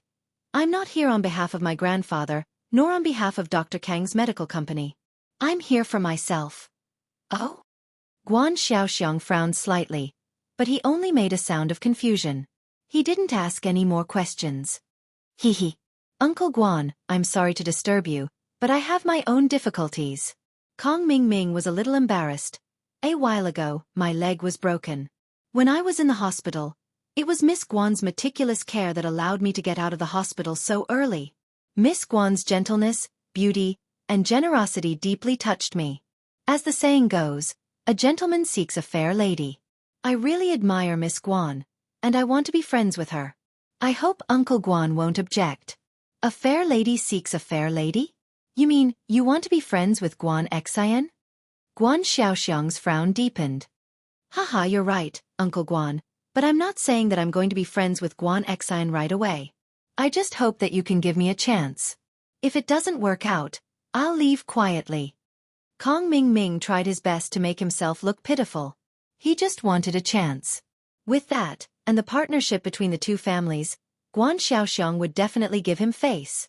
After he finished speaking, he was waiting for Guan Xiaoxiang to agree, but he didn't expect to be rejected.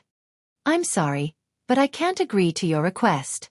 After Guan Xiaoxiang heard Kong Mingming's words, he rejected his suggestion without hesitation. He didn't give him any face at all. Even though Kong Mingming's words were straightforward, he was polite and honest. It made people think that he didn't have any bad intentions. This was something that he had discussed with Wang Shubin. In front of people like Guan Xiaoxiang, the more smooth he acted, the more he wouldn't be liked. So Kong Mingming pretended to be honest. He didn't expect Guan Xiaoxiang to reject him directly. This made Kong Ming dumbfounded. Kong Mingming couldn't accept it. Why? He said it so well, he just wanted a chance. He didn't want to be with Guan Xian. Why? Thinking about this, Kong Mingming was a little angry. But in order to not anger Guan Xiaoxiang, he suppressed his anger and asked, "Uncle Guan, why? Guan Xian isn't young anymore, right? She's at the age to talk about marriage. And me, did I do something to displease you? Please don't hesitate to mention it. If possible, I will change them all. This has nothing to do with you." Guan Xiaoxiang waved his hand. "Logically speaking, you are Elder Kang's grandson, my junior. I should be able to give you this chance, but I can't." Why? Because Xian has been engaged since she was young. It's the kind of arranged marriage. This has nothing to do with whether I'm satisfied with you or not. Guan Xian already has a fiancé. How can I let her date you? This is completely unrealistic. Already has a fiancé? Kong Mingming's face turned green. He originally thought that Guan Xiaoxiang had heard of his bad reputation. That's why he rejected him. He didn't think that it was because of this reason. If it was his problem, Kong Mingming had the confidence to solve it. But it was Guan Xian's problem. How could he solve it? Guan Xiaoxiang had already told him clearly that Guan Xian already had a fiancé. No matter how hard he tried, it would be useless. Guan Xiaoxiang and Guan Xiaoxiang had already excluded him. No matter what he said, he wouldn't be able to change Guan Xiaoxiang's mind. Kong Mingming didn't think that Guan Xiaoxiang was lying to him on purpose. There was no need to lie about this kind of thing. With Guan Xiaoxiang's status, he didn't need to find an excuse to beat around the bush. House Kong wasn't a noble house yet. It was normal for Guan Xiaoxiang to not give him face. So Guan Xiaoxiang's words convinced Kong Mingming and made him completely give up. She already has a fiancé. No matter what, there was no way Guan Xian could be with him. Kong Mingming sighed and said helplessly, "If that's the case, then I'll have to bother Uncle Guan." Kong Mingming, you are Elder Kang's grandson. You were born in a medical family. You are also very outstanding. Don't you have to hang yourself for this tree? Xian is already engaged. This can't be changed. I hope you can get over it. Guan Xiaoxiang tried to persuade him. After all, Kong Mingming was Dr. Kang's grandson. Guan Xiaoxiang would still give him some face. Kong Xiaoming listened to Guan Xiaoxiang's comforting words and believed them even more. However, the evil thoughts in his mind suddenly sprouted, and his eyes lit up. He pretended to be curious. I heard that Guan Xian is quite close with someone called Lin Yi. Could he be Guan Xian's fiancé? Kong Mingming knew that Lin Yi couldn't be Guan Xian's fiancé, but he purposely said it to sow discord. Lin Yi? Guan Xiaoxiang's face was a little displeased. Lin Yi again? Was there really something between Guan Xian and Lin Yi? However, in front of Kong Mingming, Guan Xiaoxiang naturally wouldn't say anything about his daughter. He only said indifferently, "You don't have to worry about that." Kong Mingming laughed coldly in his heart. Lin Yi. That's what you get for offending me. If I can't get a girl, don't even think about it. Humph. He didn't show it on his face. All right, Uncle Guan. If that's the case, then I'll take my leave. Then I won't be sending you off. Take care. Guan Xiaoxiang knew why Kong Mingming was here, so he didn't want to have anything to do with him. Chapter 859. She had to marry even if she didn't want to. The housekeeper, Nanny Lu, spent most of her time with Guan Xian and Guan Shuamin. Even though she was close to Guan Xiaoxiang when he was younger, they were still distant now. She turned a blind eye to Guan Xian's eavesdropping. When Guan Xian heard Kong Mingming tell her father that he wanted to be friends with her, her heart skipped a beat. She was afraid that her father would mistake Kong Mingming for a handsome young man and agree to date her. Fortunately, her father was wise enough to reject Kong Mingming. But her father's reason was so strange. He said that she had a fiancé, and that they were betrothed before they were born? Was there still such a thing as a prenatal betrothal in today's society? Wasn't this too strange? She didn't expect her father, who looked so old-fashioned, to have such a clever and eccentric side. Guan Xian thought it was funny. However, what made her happiest was that Kong Xiaoming actually believed her father's words and decided to give up on pursuing her. What an idiot! In fact, Guan Xian was wrong. In a big family like Kong Mingming, it was natural for the parents to make the decision. Just like the marriage between her brother and the Shao family's Wang Xinyan, it was decided by the elders. Once it was decided, the younger generation couldn't change it. So Kong Mingming thought that Guan Xian was the same. So no matter what he did, he couldn't change it. He could only give up. When she heard that Kong Xiaoming was coming out, Guan Xian quickly sat on the sofa and pretended to watch TV as if nothing had happened. Kong Xiaoming opened the study room door and was pushed out by Wang Shubin. He looked at Guan Xian, who was sitting on the sofa watching TV, and sighed helplessly. He knew that Guan Xian was a girl from a wealthy family. Since she was already engaged, how could she still be friends with him?